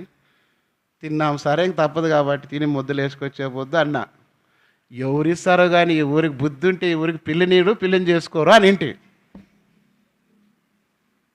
కొన్ని ఏళ్ళ తర్వాత నవ్వుకుంటే ఆయన చెప్తున్నాడు, ఒకప్పుడు ఇట్లా నిండి ఆయన అని నాతో, నువ్వు ఇట్లా అనింటివయ్యా అని నన్ను గురించి అంటున్నాడు సిద్ధను. అంటే ఎందుకు చెప్తున్నామంటే అట్లా పరిస్థితులు అప్పుడు. మన జీవితంలో కూడా దేవుడు ఎంత ప్రేమ కలిగిన వాడు. ఇప్పుడు ఆర్డిటీకి ఏం లేదు, ఇప్పుడు వేరే దేశానికి వెళ్ళిపోతుందని తెలుసు. ఎన్ని కుటుంబాలు బాగుపడే చెడుపు. కాబట్టి కారణం ఏమంటే వీళ్ళు క్రైస్తవులను మిషనరీలు క్రైస్తవులుగా మారుస్తున్నారనే ఉద్దేశంతో ఫండ్స్ రాకుండా చేసినారు. ఇట్లా ఇచ్చే ఫారెన్ నుంచి వచ్చిన ఫండ్స్ ద్వారా 50 సంవత్సరాలకు సరిపోయేంత డబ్బు ఉంది దాంట్లో. 50 సంవత్సరాలకు ప్రభుత్వం కూడా లేదు, అంత డబ్బు వాళ్ళతో ఉంది ప్రజలకు సౌకర్యం చేసే దాంట్లో. కానీ వీళ్ళు ఏం చేసినారంటే మళ్ళీ ఏం జరిగిందో తెలియదు. ఇప్పుడు ఆర్డిటీ ద్వారా వచ్చే డబ్బులు కట్ చేసినారు. ఇప్పుడు వాళ్ళ కుటుంబాలు ఎంతోమంది ఇప్పుడు హాస్పిటల్కి సేవలు ఆగిపోతాయి. చదువుకునే పిల్లలకు చదువుకి ఆర్డిటీ తరఫున డబ్బులు కట్టి చదివించే వాళ్ళు అవే ఆగిపోతాయి. పేదోళ్ళకి అవి ఇవి ఇండ్లు కట్టించేది, లేదంటే ఏదైనా చేసుకొని బ్రతికేదానికి సహాయం చేసి అవన్నీ ఆగిపోతాయి. ఒక వ్యక్తి ఆర్డిటీ సంస్థ ఫెర్రర్ చేసిన సేవ. కారణం ఏమంటే ఆయన అడిగేవారంట, ఎంతోమంది పెద్ద పెద్ద ఆఫీసర్లు దాంట్లో పనిచేసే వాళ్ళు వస్తే ఆయన పంపించిన టీషర్టు ప్యాంట్ వేసుకొని ఉంటాడు. కాదు సార్, ఇది ఉంది కదా పెంకులు, ఇది మనం బాగా చేస్తామంటే ప్రజల కోసం వాళ్ళు ఇచ్చిన డబ్బు, అది నా కోసం కాదు వద్దులేనేవాడంట. పెంకులు దాంట్లోనే ఉంటాయి. సాధారణంగా వాళ్ళు ఇచ్చిన టీషర్టు ప్యాంట్లు వేసుకున్నాడంటే కానీ ఏ రోజు కూడా విలాసాలకు చేయలేదంట. కారణం నమ్మకంగా పనిచేసినాడు కాబట్టి. ఈరోజు ఎన్నో కుటుంబాల జీవితాలు వెలిగించబడి ఎంతోమంది ఉద్యోగస్తులు అయినారు, ఆరోగ్యాలు బాగా అయినాయి, ఎన్నో సౌకర్యాలు కలగడానికి కారణం ఎంతో స్థలాల్లో నీరు లేకపోతే నీళ్ళు కూడా సప్లై అరటి ధర చేసినారు. ఒక వ్యక్తి నమ్మకత్వం ఎంత ఆశీర్వాదం కదా. అబ్రహామును బట్టి దేవుడు అంత ఆశ్రయించినాడు. మనం ఎంతవరకు ఆశీర్వాదం పొందుతున్నాం? అందుకే అబ్రహాము నమ్మకమైన మనసు గలవాడని ఎరిగి అని నెహెమ్యా గ్రంథం 9వ అధ్యాయంలో రాయబడిన మాట ప్రకారం ఎంత నమ్మకంగా ఉన్నాం ప్రభు కొరకు, మన దారి ఎంత దేవుని పని జరుగుతుంది, మనం ఎంత చేస్తున్నాం, ఎంత జీవిస్తున్నాం అనే ఆలోచనలు ఎప్పుడైనా నువ్వు ఆలోచించావు? దేవుడు మోషే గురించి ఏమని సెలవిచ్చినాడంటే, మోషే నా ఇల్లంతటిలో నమ్మకమైన వాడు, సాక్ష్యం ప్రభువే ఇచ్చాడు. దానియేలు నమ్మకమైన వాడు. హనన్య గురించి నెహెమ్యా సెలవిచ్చాడు 7వ అధ్యాయంలో నెహెమ్యా గ్రంథంలో. హనన్య చదవండి, 7వ అధ్యాయం 2వ వచనం.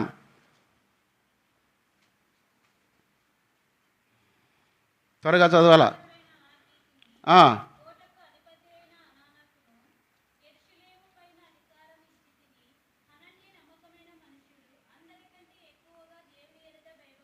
అందరికంటే ఎక్కువగా దేవుని యందు భయభక్తులు గలవాడు, అదే సమయంలో నమ్మకమైన మనుషుడు. ఈ దినాల్లో ఎంతమంది ఉన్నారు సంఘాల్లో? డబ్బుల విషయంలో నమ్మకంగా ఉండాలి, దేవుని పరిచర్య విషయంలో నమ్మకంగా ఉండాలి, దేవుడు ఉంచిన పని కొరకై బాధ్యత కలిగిన విషయంలో నమ్మకంగా జీవించాలి. చిన్న పనిలోనే ఒకరు చెప్తే ఒకరు. నాకు అలాంటి నేచర్ నచ్చదు. నేను ఏం చెప్పినానో దాని విషయం అడగాల, ఒకవేళకి అది ఏదన్నా కరెక్షన్ ఉందా తెలిసింటే దాని విషయంలో ఇది ఇట్లా చేస్తే బాగుంది చెప్తే దాన్ని ఓకే అంట. నాకు తెలియకుండా ఇంకో రకంగా చేస్తే నా మైండ్ డైవర్షన్ అయ్యింది. నేను చెప్పిన పని ఎగ్జాంపుల్ చెప్తా. దేవపుత్రికి నేను వద్దులే అన్నా, స్వీట్ చేయదులే అన్నా. దేవపుత్రుడు సమర్పణతో స్వీట్ చేసినాడు. దాని నుంచి ఎంత అసమాధానమైంది తెలుసా? నాకు తెలుసు. వద్దన్నా కూడా ఒకప్పుడు ఇద్దరు సహోదరులు బాగుంటాలి అని చెప్పేసి మనం మటన్ తెచ్చి చేద్దామన్నారు. నాకు తెలుసు మన బుద్ధి, అందరం బుక్కులు చదివినోని కదా. వద్దులే అంటే ఇనుకోకుండా పోయి అరవై తెచ్చిరి. దానికి ఎంత సమస్య అయిందంటే అంత సమస్య. మంచోళ్ళ బుద్ధి ఏడ తెలుస్తుందంట? తెలుదా? మంచోళ్ళ బుద్ధి ఏడ తెలుస్తుంది? మాంసం బుద్ధే. కుక్క బుద్ధి కూడా ముక్క దగ్గరే తెలుస్తుందంట. కుక్క బుద్ధి ఏడ తెలుస్తుంది? ముక్కుతోనే తెలుస్తుంది అది. మన బుద్ధి కూడా ఏడ తెలుస్తుంది అంటే అసలైన విషయాలు ఉన్నాడు. మనం ఎంతవరకు నిలకడగా ఉంటాం, ఎంతవరకు సాక్షిగా ఉంటాం, ఎంతవరకు నమ్మకంగా ఉంటాం. అది నాది కాదు, నేను చేయాల్సింది కాదు, నా బాధ్యత కాదు అనేది నమ్మకంగా ఉండాలి. ఈరోజు వరకు నీ గుండెల మీద చేయి చెప్పగలను. నా విషయంలోనైతే ఏ విషయంలో నేను దాదాపుగా దేవుని వాక్యం కాకుండా కానీ నేను చెప్పిన దాని ప్రకారం కాకుండా నమ్మకత్వం లేకుండా దాంట్లో ఉండడానికి ఇష్టపడను. కారణం ఏమంటే మనస్సాక్షి చంపుకున్నానంటే కారణం ఏంటంటే నేను దేవుని చంపినాను అర్థం. రెండవది దేవుని రాజ్యం పోగొట్టుకున్నాను. దాని ద్వారా నా సాక్ష్యం పోయింది అనుకో, నేను పోషించే బోధ దుర్బోధ, లేదంటే వేషధారణ బోధ. నేను అనుసరించాలి, దాన్ని నేర్పాలి, నేను చేసిందే చెప్పాలి, లేదు చెప్పిందన్నా చేయాలా. ఈ రెండు లేకుండా ఊరికే ఉత్త మాటలు, కాలం వెలుబుచ్చుకునే మాటలు, జీవం లేని మాటలు. ఈరోజు ఇంత ధైర్యంగా దేవుని వాక్యాన్ని పరిపూర్ణంగా మీ మధ్యలో పంచుకోగలుగుతున్నానంటే కారణం దేవుడు నాకు ఉంచి నువ్వు నా ఆశ అది దేవుని వాక్యం సమృద్ధిగా